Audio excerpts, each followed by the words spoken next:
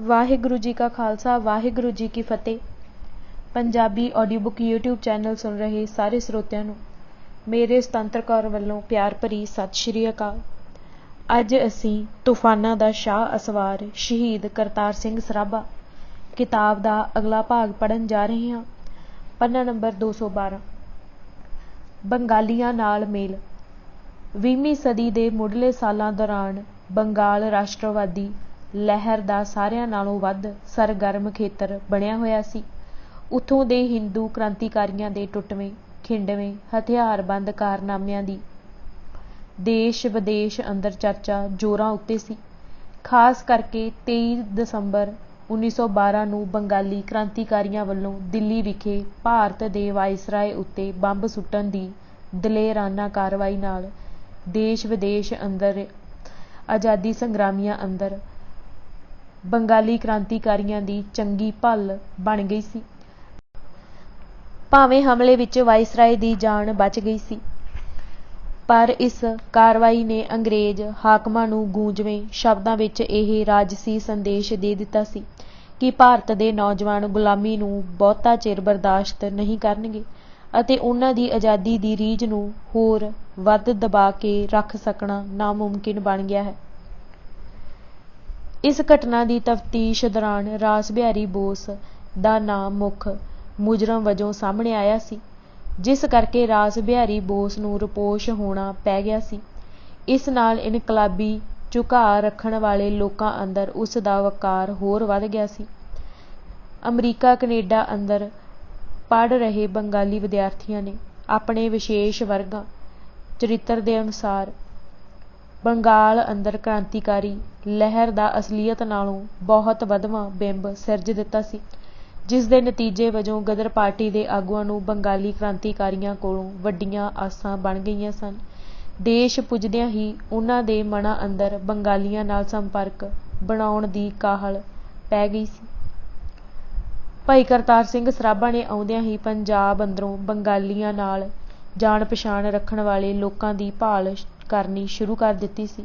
ਕਰਤਾਰ ਸਿੰਘ ਨੂੰ ਭਾਈ ਪਰਮਾਨੰਦ ਤੋਂ ਕਣਸੋਹ ਮਿਲੀ ਕਿ 1907 ਵਾਲੀ ਲਹਿਰ ਦੇ ਕੁਝ ਨਾਮਵਰ ਵਰਕਰ ਜਿਵੇਂ ਕਪੂਰਥਲਾ ਦੇ ਲਾਲਾ ਰਾਮ ਸਰਨ ਦਾਸ ਤਲਵਾੜ, ਲਾਹੌਰ ਦੇ ਮਹਿਤਾ ਆਨੰਦ ਕਿਸ਼ੋਰ ਅਤੇ ਲਾਲਾ ਕੇਦਾਰ ਨਾਥ ਸਹਿਗਲ ਆਦਿ ਅਜੇ ਮੌਜੂਦ ਹਨ ਅਤੇ ਆਮ ਖਿਆਲ ਕੀਤਾ ਜਾਂਦਾ ਹੈ ਕਿ ਉਹ ਬੰਗਾਲੀਆਂ ਦੇ ਸੰਪਰਕ ਵਿੱਚ ਹਨ। ਪਿਛਲੇ ਦੋਵੇਂ ਸੱਜਣ ਤਾਂ ਉਸ ਵੇਲੇ ਤੱਕ ਉਦਾਸੀਨ ਹੋ ਕੇ ਇਨਕਲਾਬੀ ਸਰਗਰਮੀਆਂ ਤੋਂ ਕਿਨਾਰਾ ਕਰ ਚੁੱਕੇ ਸਨ, ਪਰ ਲਾਲਾ ਰਾਮ ਸਰਨ ਦਾਸ ਅੰਦਰ ਇਨਕਲਾਬੀ ਚਿਣਗ ਅਜੇ ਵੀ ਮਘਦੀ ਸੀ। ਉਸ ਕੋਲੋਂ ਸਰਾਭੇ ਨੂੰ ਬੰਗਾਲੀਆਂ ਨਾਲ ਸੰਪਰਕ ਕਰਨ ਲਈ ਕੁਝ ਸੁਰਾਗ ਮਿਲ ਗਏ ਸਨ। ਤਲਵਾੜ ਕੋਲੋਂ ਮਿਲੇ ਨਾ ਪਤੇ ਲੈ ਕੇ ਸਰਾਭਾ ਤੁਰੰਤ ਬੰਗਾਲ ਚਲਾ ਗਿਆ। ਉਸ ਨੇ ਰਾਸ ਬਿਹਾਰੀ ਬੋਸ ਨਾਲ ਸੰਪਰਕ ਕਰਨ ਦਾ ਪੁਰਜ਼ੋਰ ਯਤਨ ਕੀਤਾ, ਪਰ ਬੰਗਾਲੀ ਦਲ ਬਹੁਤ ਹੀ ਗੁਪਤ ਤਰੀਕੇ ਨਾਲ ਕੰਮ ਕਰਦਾ ਸੀ ਅਤੇ ਕਿਸੇ ਨਵੇਂ ਅਤੇ ਬੇਭੇਤੇ ਬੰਦੇ ਲਈ ਰੁਪੋਸ਼ ਆਗੂਆਂ ਨਾਲ ਸੰਪਰਕ ਕਰਨਾ ਇੰਨਾ ਸੁਖਾਲਾ ਨਹੀਂ ਸੀ। ਪਰ ਕਲਕੱਤੇ ਦੀ ਫੇਰੀ ਦੌਰਾਨ ਸਰਾਭੇ ਦੀ ਮੁਲਾਕਾਤ ਸਰ ਸੁਰਿੰਦਰ ਨਾਥ ਬੈਨਰਜੀ ਨਾਲ ਜ਼ਰੂਰ ਹੋ ਗਈ ਸੀ।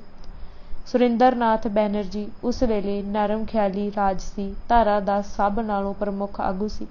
ਸਰਾਭੇ ਨੇ ਉਸ ਨੂੰ ਗਦਰ ਪਾਰਟੀ ਦੇ ਉਦੇਸ਼ਾਂ ਅਤੇ ਗਦਰ ਕਰਨ ਦੀ ਵਿਉਂਤ ਅਤੇ ਯਤਨਾਂ ਬਾਰੇ ਦੱਸਿਆ। ਸਚਿੰਦਰ ਨਾਥ ਸਨਿਆਲ ਦੇ ਕਥਨ ਅਨੁਸਾਰ ਉਹਨਾਂ ਕਰਤਾਰ ਸਿੰਘ ਨੂੰ ਉਪਦੇਸ਼ ਦਿੱਤਾ ਕਿ ਤੂੰ ਆਪਣੇ ਸੰਕਲਪ ਅਤੇ ਹਿੰਮਤ ਅਨੁਸਾਰ ਕੰਮ ਕਰਦਾ ਜਾ, ਬੰਗਾਲ ਤਾਂ ਸਹੀ ਸਮੇਂ ਤੇ ਤੁਹਾਡੀ ਸਹਾਇਤਾ ਕਰੇਗਾ ਹੀ। ਇਸ ਤੋਂ ਪਤਾ ਚੱਲਦਾ ਹੈ ਕਿ ਬੈਨਰਜੀ ਨੇ ਸਰਾਭੇ ਨੂੰ ਬੇਭੇਤੇ ਹੋਣ ਕਰਕੇ ਕੋਈ ਲੜ ਪੱਲਾ ਨਹੀਂ ਫੜਾਇਆ ਸੀ। ਭਾਈ ਕਰਤਾਰ ਸਿੰਘ ਸਰਾਭਾ ਨੂੰ ਇਹ ਸੂਹ ਮਿਲ ਗਈ ਸੀ ਕਿ ਉਸ ਵੇਲੇ ਬਨਾਰਸ ਬੰਗਾਲੀ ਕ੍ਰਾਂਤੀਕਾਰੀਆਂ ਦਾ ਸਰਗਰਮ ਕੇਂਦਰ ਸੀ, ਜਿਸ ਕਰਕੇ ਕਲਕੱਤੇ ਤੋਂ ਬਾਅਦ ਉਹ ਬਨਾਰਸ ਚਲਾ ਗਿਆ, ਪਰ ਉਸ ਨੂੰ ਬੰਗਾਲੀ ਦਲ ਨਾਲ ਸੰਪਰਕ ਬਣਾਉਣ ਵਿੱਚ ਸਫਲਤਾ ਨਾ ਮਿਲੀ। ਹਾਰ ਕੇ ਉਹ ਪੰਜਾਬ ਮੁੜ ਆਇਆ। ਉੱਧਰ ਭਾਈ ਪਰਮਾਨੰਦ ਝਾਂਸੀ ਦੇ ਵੀ ਕੁਝ ਬੰਗਾਲੀ ਜਾਣੂ ਸਨ। ਉਹਨਾਂ ਰਾਹੀਂ ਬੰਗਾਲੀ ਕ੍ਰਾਂਤੀਕਾਰੀਆਂ ਦਲ ਨਾਲ ਸੰਪਰਕ ਬਣਾਉਣ ਦੇ ਯਤਨ ਕੀਤੇ ਗਏ। ਇਸ ਮੰਤਵ ਲਈ ਪਰਮਾਨੰਦ ਨੇ ਢਾਕੇ ਦਾ ਚੱਕਰ ਲਾਇਆ। ਅਸਲ ਵਿੱਚ ਉਸ ਵੇਲੇ ਬੰਗਾਲ ਵਿੱਚ ਕ੍ਰਾਂਤੀਕਾਰੀਆਂ ਦੇ ਕਿੰਨੇ ਹੀ ਛੋਟੇ-ਛੋਟੇ ਦਲ ਸਨ ਅਤੇ ਇਹਨਾਂ ਵਿੱਚੋਂ ਹਰ ਕੋਈ ਅਸਲੀ ਕ੍ਰਾਂਤੀਕਾਰੀ ਹੋਣ ਦਾ ਦਾਅਵਾ ਕਰਦਾ ਸੀ। ਭਾਈ ਪਰਮਾਨੰਦ ਦਾ ਢਾਕੇ ਵਿੱਚ ਅਜਿਹੇ ਹੀ ਕਿਸੇ ਦਲ ਨਾਲ ਸੰਪਰਕ ਹੋਇਆ ਅਤੇ ਉਹਨਾਂ ਨੇ ਪੰਜਾਬ ਦੇ ਇਨਕਲਾਬੀਆਂ ਨੂੰ ਬੰਬ, ਗੋਲੇ ਅਤੇ ਹੋਰ ਹਥਿਆਰ ਦੇਣ ਦਾ ਵਾਅਦਾ ਕੀਤਾ। ਪਰ ਬਾਅਦ ਵਿੱਚ ਪਤਾ ਚੱਲਿਆ ਕਿ ਜਿਹੜੇ ਵਿਅਕਤੀਆਂ ਨਾਲ ਭਾਈ ਪਰਮਾਨੰਦ ਦਾ ਮੇਲ ਹੋਇਆ ਸੀ ਉਹ ਜਾਅਲੀ ਸਨ ਅਤੇ ਪੰਜਾਬ ਵਾਲਿਆਂ ਕੋਲੋਂ ਪੈਸੇ ਬਟੋਰਨ ਦੇ ਮੰਤਵ ਨਾਲ ਉਹਨਾਂ ਨੇ ਹਥਿਆਰਾਂ ਬਾਰੇ ਸਾਰੀ ਗੱਲ ਬਹੁਤ ਵਧਾ ਚੜ੍ਹਾ ਕੇ ਕਹੀ ਸੀ।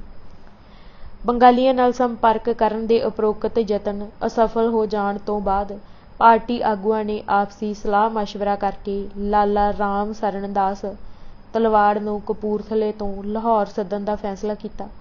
ਉਹ ਗਦਰੀ ਆਗੂਆਂ ਦਾ ਸੁਨੇਹਾ ਮਿਲਣ ਤੇ ਉਸੇ ਵੇਲੇ ਚਲਾ ਆਇਆ। ਸਰਾਭੇ ਨੇ ਉਸ ਨੂੰ ਬੰਗਾਲੀ ਦਲ ਨਾਲ ਸੰਪਰਕ ਕਰਨ ਲਈ ਸਿੱਧਾ ਆਪ ਬਨਾਰਸ ਜਾਣ ਦੀ ਬੇਨਤੀ ਕੀਤੀ, ਜਿਹੜੀ ਉਸਨੇ ਝੱਟ ਪ੍ਰਵਾਨ ਕਰ ਲਈ।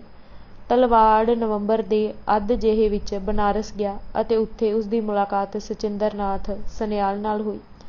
ਸਨਿਆਲ ਬੰਗਾਲੀ ਦਲ ਦਾ ਅਹਿਮ ਕਾਰਕੁਨ ਅਤੇ ਰਾਸ ਬਿਹਾਰੀ ਬੋਸ ਦਾ ਖਾਸ ਵਿਸ਼ਵਾਸ ਪਾਤਰ ਸੀ। ਜਦੋਂ ਰਾਮ ਸਰਨ ਦਾਸ ਨੇ ਸਨਿਆਲ ਅਤੇ ਉਸਦੇ ਸਾਥੀਆਂ ਨੂੰ ਪੰਜਾਬ ਦੇ ਰਾਜਸੀ ਹਾਲਤ ਅਤੇ ਗਦਰ ਪਾਰਟੀ ਦੀਆਂ ਬਗਾਵਤਾਂ ਕਰਨ ਦੀਆਂ ਤਿਆਰੀਆਂ ਬਾਰੇ ਵਿਸਥਾਰ ਵਿੱਚ ਦੱਸਿਆ ਤਾਂ ਉਹਨਾਂ ਦੇ ਮਨ ਖੁਸ਼ੀ ਨਾਲ ਉਛਲ ਪਏ। ਉਸ ਵੇਲੇ ਉਹ ਬੰਗਾਲ ਅੰਦਰ ਇਨਕਲਾਬੀ ਦਲਾਂ ਦੀ ਆਪਸੀ ਪਾਟੋ ਧਾੜ ਅਤੇ ਆਮ ਬੰਗਾਲੀ ਜਨਤਾ ਦੀ ਉਦਾਸੀਨਤਾ ਨੂੰ ਦੇਖ ਕੇ ਕਾਫੀ ਢਹਿੰਦੀ ਕਲਾ ਦੇ ਰੌਹ ਵਿੱਚ ਸੀ। ਪੰਜਾਬ ਬਾਰੇ ਸੁਣ ਕੇ ਉਹਨਾਂ ਅੰਦਰ ਉਤਸ਼ਾਹ ਅਤੇ ਉਮੀਦ ਦੀ ਤਰੰਗ ਪੈਦਾ ਹੋ ਗਈ ਸੀ। ਸਨਿਆਲ ਨੇ ਆਪਣੀ ਸਵੈ ਜੀਵਨੀ ਅੰਦਰ ਉਹਨਾਂ ਦੇ ਮਨਾਂ ਉੱਤੇ ਇਸ ਮੁਲਾਕਾਤ ਦੇ ਪਏ ਉਤਸ਼ਾਹਮੁਖੀ ਪ੍ਰਭਾਵ ਦਾ ਜ਼ਿਕਰ ਇੰਜ ਕੀਤਾ ਹੈ। ਮੈਂ ਉਹਨਾਂ ਦਿਨਾਂ ਵਿੱਚ ਕਾਸ਼ੀ ਵਿੱਚ ਹੀ ਸੀ ਜਦੋਂ ਪੰਜਾਬ ਦਾ ਇੱਕ ਬੰਦਾ ਉੱਥੋਂ ਦੀ ਕ੍ਰਾਂਤੀ ਦੀ ਖਬਰ ਲੈ ਕੇ ਸਾਡੇ ਕੋਲ ਆਇਆ। ਜਦੋਂ ਉਸ ਦੇ ਮੂੰਹ ਤੋਂ ਸੁਣਿਆ ਕਿ ਕ੍ਰਾਂਤੀ ਕਰਨ ਲਈ 2-3 ਹਜ਼ਾਰ ਸਿੱਖ ਕਮਰ ਕਸੇ ਕਰਕੇ ਤਿਆਰ ਬੈਠੇ ਨੇ, ਤਦ ਸਾਡਾ ਅੰਦਰਲਾ ਮਨ ਖੁਸ਼ੀ ਨਾਲ ਨੱਚਣ ਲੱਗ ਪਿਆ।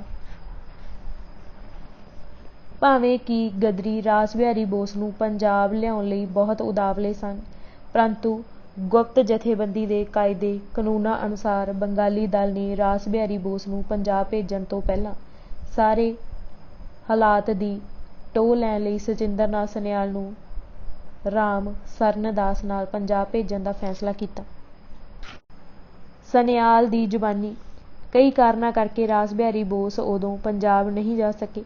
ਇਸ ਲਈ ਪਹਿਲਾਂ ਉੱਥੇ ਮੇਰਾ ਜਾਣਾ ਨਿਸ਼ਚਿਤ ਹੋਇਆ ਤਾਂ ਜੋ ਮੈਂ ਪੰਜਾਬ ਦੀ ਹਾਲਤ ਆਪਣੀਆਂ ਅੱਖਾਂ ਨਾਲ ਵੇਖ ਆਵਾਂ ਅਤੇ ਸਾਰਿਆਂ ਨੂੰ ਦੱਸਾਂ ਅਤੇ ਫਿਰ ਅੱਗੇ ਪ੍ਰੋਗਰਾਮ ਬਣਾਇਆ ਜਾ ਸਕੇ। ਸਨਿਆਲ ਦੀ ਸਰਾਭੇ ਨਾਲ ਪਹਿਲੀ ਮਿਲਣੀ ਪਹਿਲਾਂ ਹੀ ਨਿਸ਼ਚਿਤ ਹੋ ਗਿਆ ਸੀ ਕਿ ਮੈਂ ਜਲੰਧਰ ਜਾ ਕੇ ਸਿੱਖ ਨੇਤਾਵਾਂ ਨਾਲ ਮੁਲਾਕਾਤ ਕਰਾਂਗਾ। ਉਸ ਸਮੇਂ ਨਵੰਬਰ ਦਾ ਮਹੀਨਾ ਖਤਮ ਹੋਣ ਵਾਲਾ ਸੀ। ਪੱਛਮ ਵਿੱਚ ਠੰਡ ਦਾ ਮੌਸਮ ਸੀ। ਸਰਦੀਆਂ ਦੀ ਸਵੇਰ ਨੂੰ ਲੁਧਿਆਣਾ ਗੱਡੀ ਪਹੁੰਚਦਿਆਂ ਹੀ ਦੇਖਿਆ ਕਿ ਮੇਰੇ ਮਿੱਤਰ ਦੇ ਇੱਕ ਜਾਣੂ ਸਿੱਖ ਨੌਜਵਾਨ ਸਾਡੀ ਉਡੀਕ ਕਰ ਰਹੇ ਹਨ। ਮਿੱਤਰ ਨੇ ਇਹਨਾਂ ਨਾਲ ਮੇਰੀ ਜਾਣ ਪਛਾਣ ਕਰਾ ਦਿੱਤੀ। ਇਹੀ ਕਰਤਾਰ ਸਿੰਘ ਸਨ। ਇਹ ਗੱਡੀ 'ਚ ਸਵਾਰ ਹੋ ਕੇ ਸਾਡੇ ਨਾਲ ਜਲੰਧਰ ਲਈ ਰਵਾਨਾ ਹੋ ਗਏ। ਰਾਹ ਵਿੱਚ ਥੋੜ੍ਹੀ ਬਹੁਤ ਗੱਲਬਾਤ ਹੋਈ। ਉਹਨਾਂ ਤੋਂ ਪਤਾ ਲੱਗਾ ਕਿ ਇਸ ਸਮੇਂ ਲੁਧਿਆਣਾ ਵਿੱਚ 200-300 ਵਿਅਕਤੀ ਇਕੱਠੇ ਹੋਏ ਨੇ। ਵੱਖੋ ਵੱਖਰੇ ਕੰਮ ਕਰਨ ਲਈ ਇਹ ਲੋਕ ਵੱਖੋ ਵੱਖਰੇ ਪਾਸੇ ਭੇਜੇ ਜਾਣਗੇ। ਇਹ ਲੋਕ ਗੁਰਦੁਆਰੇ ਇਕੱਠੇ ਹੁੰਦੇ ਸਨ। ਬੰਗਾਲੀ ਇਨਕਲਾਬੀਆਂ ਦੀ ਸਿੱਖਾਂ ਨਾਲ ਇਤਿਹਾਸ ਵਿੱਚ ਪਹਿਲੀ ਵਾਰ ਸੰਗਰਾਮੀ ਸਾਂਝ ਪੈਣ ਜਾ ਰਹੀ ਸੀ। ਉਹਨਾਂ ਦਾ ਪੰਜਾਬ ਦੇ ਕੁਝ ਗਰਮ ਖਿਆਲੀ ਸਮਝੇ ਜਾਂਦੇ ਹਿੰਦੂ ਆਰੀਆ ਸਮਾਜੀਆਂ ਨਾਲ ਤਾਂ ਰਾਬਤਾ ਬਣਿਆ ਹੋਇਆ ਸੀ। ਸਨਿਆਲ ਦੇ ਸਵੈ ਕਥਨ ਅਨੁਸਾਰ ਦੇਸ਼ ਅੰਦਰ ਉਹਨਾਂ ਦਾ ਕਲਕੱਤੇ ਅਤੇ ਕਾਂਸ਼ੀ ਤੋਂ ਇਲਾਵਾ ਤੀਜਾ ਕੇਂਦਰ ਲਾਹੌਰ ਸੀ। ਪਰ ਸਿੱਖਾਂ ਨਾਲ ਪਹਿਲੀ ਵਾਰ ਮੇਲ ਹੋ ਰਿਹਾ ਸੀ। ਸਿੱਖਾਂ ਦੀ ਜੁਝਾਰੂ ਸਪਿਰਿਟ, ਨਿਡਰਤਾ ਅਤੇ ਬਗਾਵਤ ਦੀਆਂ ਤਿਆਰੀਆਂ ਦੇਖ ਕੇ ਜਿੱਥੇ ਉਹਨਾਂ ਦੇ ਮਨਾਂ ਅੰਦਰ ਖੁਸ਼ੀ ਅਤੇ ਉਮੀਦ ਦੀਆਂ ਲਹਿਰਾਂ ਉੱਠ ਖੜੀਆਂ ਸਨ, ਉੱਥੇ ਨਾਲ ਹੀ ਦਿਲਾਂ ਦੀ ਕਿਸੇ ਤਹਿ ਅੰਦਰ ਸਿੱਖਾਂ ਬਾਰੇ ਕੁਝ ਸ਼ੰਕੇ ਵੀ ਪਲ ਰਹੇ ਸਨ। ਸਨਿਆਲ ਦਾ ਹੇਠ ਦਿੱਤਾ ਬਿਰਤਾਂਤ ਉਹਨਾਂ ਦੀ ਇਸ ਮਨੋ ਅਵਸਥਾ ਦੀ ਸਾਫ਼ ਤਸਵੀਰ ਪੇਸ਼ ਕਰਦਾ ਹੈ। ਉਸ ਦਿਨ ਦੀ ਗੱਲ ਮੈਨੂੰ ਚੰਗੀ ਤਰ੍ਹਾਂ ਯਾਦ ਏ। ਗੱਡੀ ਦੇ ਡੱਬੇ ਵਿੱਚ ਅਸੀਂ ਕਈ ਵਿਅਕਤੀ ਸੀ ਅਤੇ ਸਾਰਿਆਂ ਦੇ ਹਿਰਦੇ ਵਿੱਚ ਕਈ ਤਰ੍ਹਾਂ ਦੇ ਭਾਵ ਸਨ। ਅਸੀਂ ਤਿੰਨੇ ਕਿਤੇ ਕਿਤੇ ਇੱਕ ਅੱਧੀ ਗੱਲ ਕਰ ਲੈਂਦੇ ਸੀ, ਪਰ ਦਿਲ ਵਿੱਚ ਪਤਾ ਨਹੀਂ ਕਿੰਨੇ ਤਰ੍ਹਾਂ ਦੀਆਂ ਭਾਵਨਾਵਾਂ ਉਮੜ ਰਹੀਆਂ ਸਨ। ਮੈਂ ਸਾਰੇ ਰਸਤੇ ਇਹੀ ਸੋਚਦਾ ਗਿਆ ਕਿ ਇਸ ਸਿੱਖ ਦਲ ਦੇ ਨੌਜਵਾਨ ਪਤਾ ਨਹੀਂ ਕਿਹੋ ਜਿਹੇ ਹੋਣਗੇ, ਉਹਨਾਂ ਦੀ ਸਿੱਖਿਆ ਵਿੱਦਿਆ ਕਿਹੋ ਜਿਹੀ ਹੋਵੇਗੀ, ਇੰਨੇ ਵੱਡੇ ਉਤਸ਼ਾਹ ਨਾਲ ਭਰੇ ਇਸ ਸਮੂਹ ਨੂੰ ਅਸੀਂ ਕਿਸ ਤਰ੍ਹਾਂ ਸੰਜਮ ਵਿੱਚ ਲਿਆ ਕੇ ਆਪਣਾ ਟੀਚਾ ਹਾਸਿਲ ਕਰ ਸਕਾਂਗੇ ਵਰਗੇ ਸੈਂਕੜੇ ਸਵਾਲ ਸਾਰੇ ਰਾਹ ਅੰਦਰੋਂ ਅੰਦਰੀ ਮੈਨੂੰ ਤੰਗ ਕਰਦੇ ਰਹੇ। ਨਾਲ ਹੀ ਆਨੰਦ ਦਾ ਇੱਕ ਸੋਮਾ ਹਿਰਦੇ ਵਿੱਚ ਆਪ ਮੁਹਾਰੇ ਵਗਿਆ ਤੁਰਿਆ ਜਾ ਰਿਹਾ ਸੀ ਕਿ ਇਸ ਵਾਰ ਜੀਵਨ ਦਾ ਸੁਪਨਾ ਸਫਲ ਹੋਣ ਜਾ ਰਿਹਾ ਹੈ। ਯੁਗਾਂ ਯੁਗਾਂਤਰ ਦਾ ਹਨੇਰਾ ਇਸ ਵਾਰ ਦੂਰ ਹੋ ਜਾਏਗਾ। ਪਰ ਇੱਕ ਹੋਰ ਗੱਲ ਨੂੰ ਸੋਚਦਿਆਂ ਹੀ ਹਿਰਦਾ ਜ਼ਖਮੀ ਹੋ ਜਾਂਦਾ ਸੀ, ਉਹ ਇਹ ਕਿ ਬੰਗਾਲ ਅੱਜ ਕਿੰਨਾ ਪਛੜਿਆ ਹੋਇਆ ਏ। ਬੰਗਾਲ ਦੀ ਸੈਂਕੜੇ ਹਜ਼ਾਰਾਂ ਸਾਲਾਂ ਦੀ ਕਲੰਕ ਦੀ ਸਿਆਹੀ ਜਿਵੇਂ ਗਾੜੀ ਹੋ ਕੇ ਮੈਨੂੰ ਲਗਾਤਾਰ ਤੜਫਾ ਰਹੀ ਸੀ। ਇਸੇ ਕਰਕੇ ਬੰਗਾਲ ਵਿੱਚ ਜਾ ਕੇ ਕੰਮ ਕਰਨ ਦੀ ਮੇਰੀ ਇੱਛਾ ਬਹੁਤ ਸੀ। ਲੁਧਿਆਣਾ ਪਿੱਛੇ ਰਹਿ ਗਿਆ ਅਤੇ ਅਸੀਂ ਇੱਕ ਹੋਰ ਸਟੇਸ਼ਨ 'ਤੇ ਪਹੁੰਚੇ। ਕਰਤਾਰ ਸਿੰਘ ਨੇ ਬੁਲੇਟਿਨ ਨਾਂ ਦਾ ਸਮਾਚਾਰ ਪੱਤਰ ਲਿਆ। ਇਸ ਵਿੱਚ ਪੜ੍ਹਿਆ ਕਿ ਕਲਕੱਤੇ ਦੀ ਮੁਸਲਮਾਨ ਪਾੜਾ ਲੇਨ ਵਿੱਚ ਬੰਬ ਧਮਾਕਾ ਹੋਇਆ। ਸਮਾਚਾਰ ਸੀ ਕਿ ਖੁਫੀਆ ਪੁਲਿਸ ਦੇ ਡਿਪਟੀ ਸੁਪਰੀਡੈਂਟ ਸ਼੍ਰੀਮਾਨ ਬਸੰਤ ਚੈਟਰਜੀ ਦੇ ਘਰ 2-3 ਬੰਬ ਸੁੱਟੇ ਗਏ ਹਨ, ਪਰ ਬਸੰਤ ਬਾਬੂ ਇਸ ਵਾਰ ਸਾਫ਼-ਸਾਫ਼ ਬਚ ਗਏ। ਸਮਾਚਾਰ ਪੜ੍ਹ ਕੇ ਬਹੁਤ ਸਾਰੀਆਂ ਗੱਲਾਂ ਮੈਂ ਸਮਝ ਲਈਆਂ। ਇਹਨਾਂ ਬੰਬ ਗੋਲਿਆਂ ਦੇ ਫਟਣ ਨਾਲ ਭਾਰਤ ਵਿੱਚ ਚਾਰੇ ਪਾਸੇ ਦੇਸ਼ ਭਗਤਾਂ ਦੇ ਵਿਚਕਾਰ ਜਿਵੇਂ ਇੱਕ ਜਾਗ੍ਰਿਤੀ ਜਿਹੀ ਦਿਸ ਪੈਂਦੀ ਸੀ। ਸਾਰੇ ਜਾਂ ਕਹਿ ਲਓ ਬਹੁਤੇ ਲੋਕ ਸਮਝਦੇ ਸਨ ਕਿ ਵੱਡੀ ਕ੍ਰਾਂਤੀ ਦੀ ਤਿਆਰੀ ਦਾ ਇਹ ਬਾਹਰੀ ਲੱਛਣ ਏ ਅਤੇ ਅਜਿਹੀਆਂ ਘਟਨਾਵਾਂ ਨਾਲ ਸਾਰਿਆਂ ਨੂੰ ਅਜਿਹੇ ਦਲ ਸੰਗਠਿਤ ਕਰਨ ਦੀ ਇੱਛਾ ਹੁੰਦੀ ਸੀ। ਉਪਰੋਕਤ ਸਮਾਚਾਰ ਪੜ੍ਹ ਕੇ ਕਰਤਾਰ ਸਿੰਘ ਬਹੁਤ ਪ੍ਰਸੰਨ ਹੋਏ। ਅੱਖਾਂ ਵਿੱਚ ਗੱਲਾਂ ਹੋਈਆਂ ਅਤੇ ਖੁਸ਼ੀ ਦਾ ਪ੍ਰਗਟਾਵਾ ਹੋਇਆ। ਇਸ ਤਰ੍ਹਾਂ ਅਸੀਂ ਜਲੰਧਰ ਪਹੁੰਚ ਗਏ। ਜਲੰਧਰ ਸਟੇਸ਼ਨ 'ਤੇ ਕਾਫੀ ਸਾਰੇ ਨੌਜਵਾਨ ਕਰਤਾਰ ਸਿੰਘ ਸਰਾਭਾ ਨੂੰ ਮਿਲਣ ਲਈ ਪਹਿਲਾਂ ਹੀ ਪਹੁੰਚੇ ਹੋਏ ਸਨ। ਸਰਾਭੇ ਨੇ ਕੁਝ ਚਿਰ ਇਹਨਾਂ ਨੌਜਵਾਨਾਂ ਨਾਲ ਗੱਲਬਾਤ ਕੀਤੀ ਅਤੇ ਫਿਰ ਉਹਨਾਂ ਨੂੰ ਵਿਦਾ ਕਰਨ ਤੋਂ ਬਾਅਦ ਉਹ ਸਨਿਆਲ ਨੂੰ ਨਾਲ ਲੈ ਕੇ ਰੇਲ ਦੀ ਪਟੜੀ ਪਾਰ ਕਰਕੇ ਨੇੜਲੇ ਬਾਗ ਵਿੱਚ ਚਲੇ ਗਏ। ਉੱਥੇ ਪਾਰਟੀ ਦੇ ਕੁਝ ਕੁ ਚੁਣਵੇਂ ਵਿਅਕਤੀਆਂ ਨੂੰ ਪਹਿਲਾਂ ਹੀ ਪਹੁੰਚਣ ਦਾ ਸੁਨੇਹਾ ਲਾਇਆ ਗਿਆ ਸੀ। ਸਨਿਆਲ ਨੇ ਸੋਚਿਆ ਸੀ ਕਿ ਉਸ ਨੂੰ ਮਿਲਣ ਲਈ ਇਕੱਠੇ ਹੋਏ ਲੋਕ ਸ਼ਾਇਦ ਸਿਆਣੀਆਂ ਉਮਰਾਂ ਦੇ ਹੋਣਗੇ, ਜਦੋਂ ਕਿ ਉਸ ਵੇਲੇ ਉਹ ਆਪ ਅਜੇ ਛੋਟੀ ਉਮਰ ਦਾ ਹੀ ਸੀ। ਪਰ ਉਹ ਇਹ ਦੇਖ ਕੇ ਖੁਸ਼ ਹੋ ਗਿਆ ਕਿ ਇਹਨਾਂ ਵਿੱਚੋਂ ਕੋਈ ਵੀ ਅਜਿਹਾ ਨਹੀਂ ਸੀ ਜਿਸ ਦੀ ਉਮਰ ਮੇਰੇ ਤੋਂ ਬਹੁਤ ਜ਼ਿਆਦਾ ਵੱਧ ਹੋਵੇ। ਸਰਾਭੇ ਦਾ ਆਤਮ ਵਿਸ਼ਵਾਸ। ਕਰਤਾਰ ਸਿੰਘ ਸਰਾਭਾ ਸਮੇਤ ਇਕੱਠੇ ਹੋਏ ਸਾਰੇ ਵਿਅਕਤੀਆਂ ਨੂੰ ਉਸ ਦਿਨ ਰਾਸ ਬਿਹਾਰੀ ਬੋਸ ਦੇ ਆਉਣ ਦੀ ਉਮੀਦ ਸੀ। ਸਨਿਆਲ ਨੇ ਉਸ ਮੁਲਾਕਾਤ ਦਾ ਜ਼ਿਕਰ ਕਰਦਿਆਂ ਲਿਖਿਆ ਹੈ, ਉਸ ਦਿਨ ਕਰਤਾਰ ਸਿੰਘ, ਪ੍ਰਿਥਵੀ ਸਿੰਘ, ਅਮਰ ਸਿੰਘ ਅਤੇ ਰਾਮ ਰੱਖਾ ਤੋਂ ਇਲਾਵਾ ਸ਼ਾਇਦ ਇੱਕ ਹੋਰ ਵਿਅਕਤੀ ਸੀ। ਅਮਰ ਸਿੰਘ ਅਤੇ ਪ੍ਰਿਥਵੀ ਸਿੰਘ ਦੋਵੇਂ ਰਾਜਪੂਤ ਸਨ, ਪਰ ਚਿਰਾਂ ਤੋਂ ਪੰਜਾਬ ਵਿੱਚ ਹੀ ਰਹਿ ਰਹੇ ਸਨ। ਰਾਮ ਰੱਖਾ ਬ੍ਰਾਹਮਣ ਸਨ। ਇਹ ਲੋਕ ਰਾਸ ਬਿਹਾਰੀ ਨੂੰ ਮਿਲਣ ਲਈ ਰੁਕੇ ਹੋਏ ਸਨ। ਮਿੱਤਰ ਨੇ ਮੇਰੀ ਜਾਣ ਪਛਾਣ ਇਹ ਕਹਿ ਕੇ ਕਰਾਈ ਕਿ ਰਾਸ ਬਿਹਾਰੀ ਨੂੰ ਤਾਂ ਕਿਸੇ ਖਾਸ ਕੰਮ ਕਰਕੇ ਆ ਨਹੀਂ ਸਕੇ, ਉਹਨੇ ਆਪਣੇ ਸੱਜੇ ਹੱਥ ਵਜੋਂ ਇਹਨਾਂ ਨੂੰ ਭੇਜਿਆ ਏ। ਕਰਤਾਰ ਸਿੰਘ ਨੇ ਕਿਹਾ ਕਿ ਸਾਨੂੰ ਤਾਂ ਰਾਸ ਬਿਹਾਰੀ ਨਾਲ ਕੰਮ ਏ। ਫਿਰ ਮੈਂ ਉਹਨੂੰ ਸਮਝਾਇਆ ਕਿ ਇੱਥੇ ਆਉਣ ਤੋਂ ਪਹਿਲਾਂ ਉਹ ਇੱਥੋਂ ਦੇ ਹਾਲਾਤ ਨੂੰ ਚੰਗੀ ਤਰ੍ਹਾਂ ਜਾਣ ਲੈਣਾ ਚਾਹੁੰਦੇ ਹਨ। ਇਹ ਤੋਂ ਇਲਾਵਾ ਜਿੱਦਾਂ ਦੀ ਉਹਦੀ ਹਾਲਤ ਏ, ਉਸ ਨੂੰ ਦੇਖਦੇ ਹੋਏ ਉਹ ਕੁਝ ਸਮੇਂ ਤੱਕ ਤਾਂ ਇੱਥੇ ਨਹੀਂ ਆ ਸਕਣਗੇ। ਇਹ ਤੋਂ ਬਾਅਦ ਮੈਂ ਪੰਜਾਬ ਦੀ ਹਾਲਤ ਜਾਣਨ ਲਈ ਉਹਨਾਂ ਨੂੰ ਪੁੱਛਿਆ ਕਿ ਉਹ ਕਿੰਨੇ ਵਿਅਕਤੀ ਹਨ, ਆਪਸ ਵਿੱਚ ਕਿਸ ਤਰ੍ਹਾਂ ਮਿਲਦੇ ਜੁਲਦੇ ਅਤੇ ਤਾਲਮੇਲ ਰੱਖਦੇ ਹਨ ਅਤੇ ਉਹਨਾਂ ਦਾ ਅਸਲੀ ਨੇਤਾ ਕੌਣ ਹੈ ਆਦਿ। ਮੈਂ ਕਿਹਾ ਜਿਹੜੇ ਤੁਹਾਡੇ ਅਸਲੀ ਨੇਤਾ ਨੇ, ਮੈਂ ਉਹਨਾਂ ਨਾਲ ਹੀ ਗੱਲਬਾਤ ਅਤੇ ਜਾਣ ਪਛਾਣ ਕਰਨਾ ਚਾਹਾਂਗਾ। ਅਮਰ ਸਿੰਘ ਨੇ ਕਿਹਾ, ਸੱਚ ਪੁੱਛੋ ਤਾਂ ਸਾਡੇ ਵਿੱਚ ਅਸਲੀ ਨੇਤਾ ਦੀ ਬਹੁਤ ਵੱਡੀ ਕਮੀ ਹੈ ਅਤੇ ਇਸੇ ਲਈ ਸਾਨੂੰ ਰਾਸ ਬਿਹਾਰੀ ਦੀ ਲੋੜ ਹੈ। ਇੱਥੇ ਜਿੰਨੇ ਵੀ ਵਿਅਕਤੀ ਹਨ, ਉਹਨਾਂ ਵਿੱਚੋਂ ਕਿਸੇ ਨੂੰ ਵੀ ਕੋਈ ਵਿਸ਼ੇਸ਼ ਜਾਣਕਾਰੀ ਨਹੀਂ ਹੈ। ਇਸੇ ਕਰਕੇ ਸਾਡੇ ਕੰਮ ਕਰਨ ਦਾ ਵੀ ਕੋਈ ਸਿਲਸਿਲਾ ਨਹੀਂ ਬਣ ਰਿਹਾ। ਸਾਨੂੰ ਬੰਗਾਲ ਤੋਂ ਸਹਾਇਤਾ ਦੀ ਲੋੜ ਹੈ। ਬੰਗਾਲ ਵਿੱਚ ਤੁਸੀਂ ਬਹੁਤ ਲੰਮੇ ਸਮੇਂ ਤੋਂ ਕੰਮ ਕਰ ਰਹੇ ਹੋ ਅਤੇ ਤੁਹਾਨੂੰ ਕਾਫੀ ਤਜਰਬਾ ਹੋ ਗਿਆ ਹੈ। ਕਰਤਾਰ ਸਿੰਘ ਨੇ ਵੀ ਇਸ ਗੱਲ ਦੀ ਹਾਮੀ ਭਰੀ, ਪਰ ਅਮਰ ਸਿੰਘ ਵੱਲ ਇਸ਼ਾਰਾ ਕਰਕੇ ਕਹਿਣ ਲੱਗਾ, ਦੇਖੋ ਭਾਈ, ਏਦਾਂ ਹਿੰਮਤ ਕਿਉਂ ਹਾਰਦੇ ਹੋ? ਜਦੋਂ ਲੋੜ ਪਈ ਤਾਂ ਦੇਖਿਓ ਤੁਹਾਡੇ ਵਿੱਚੋਂ ਕਿੰਨਿਆਂ ਨੇ ਛੁਪੇ ਰੁਸਤਮ ਨਿਕਲਣਾ ਹੈ।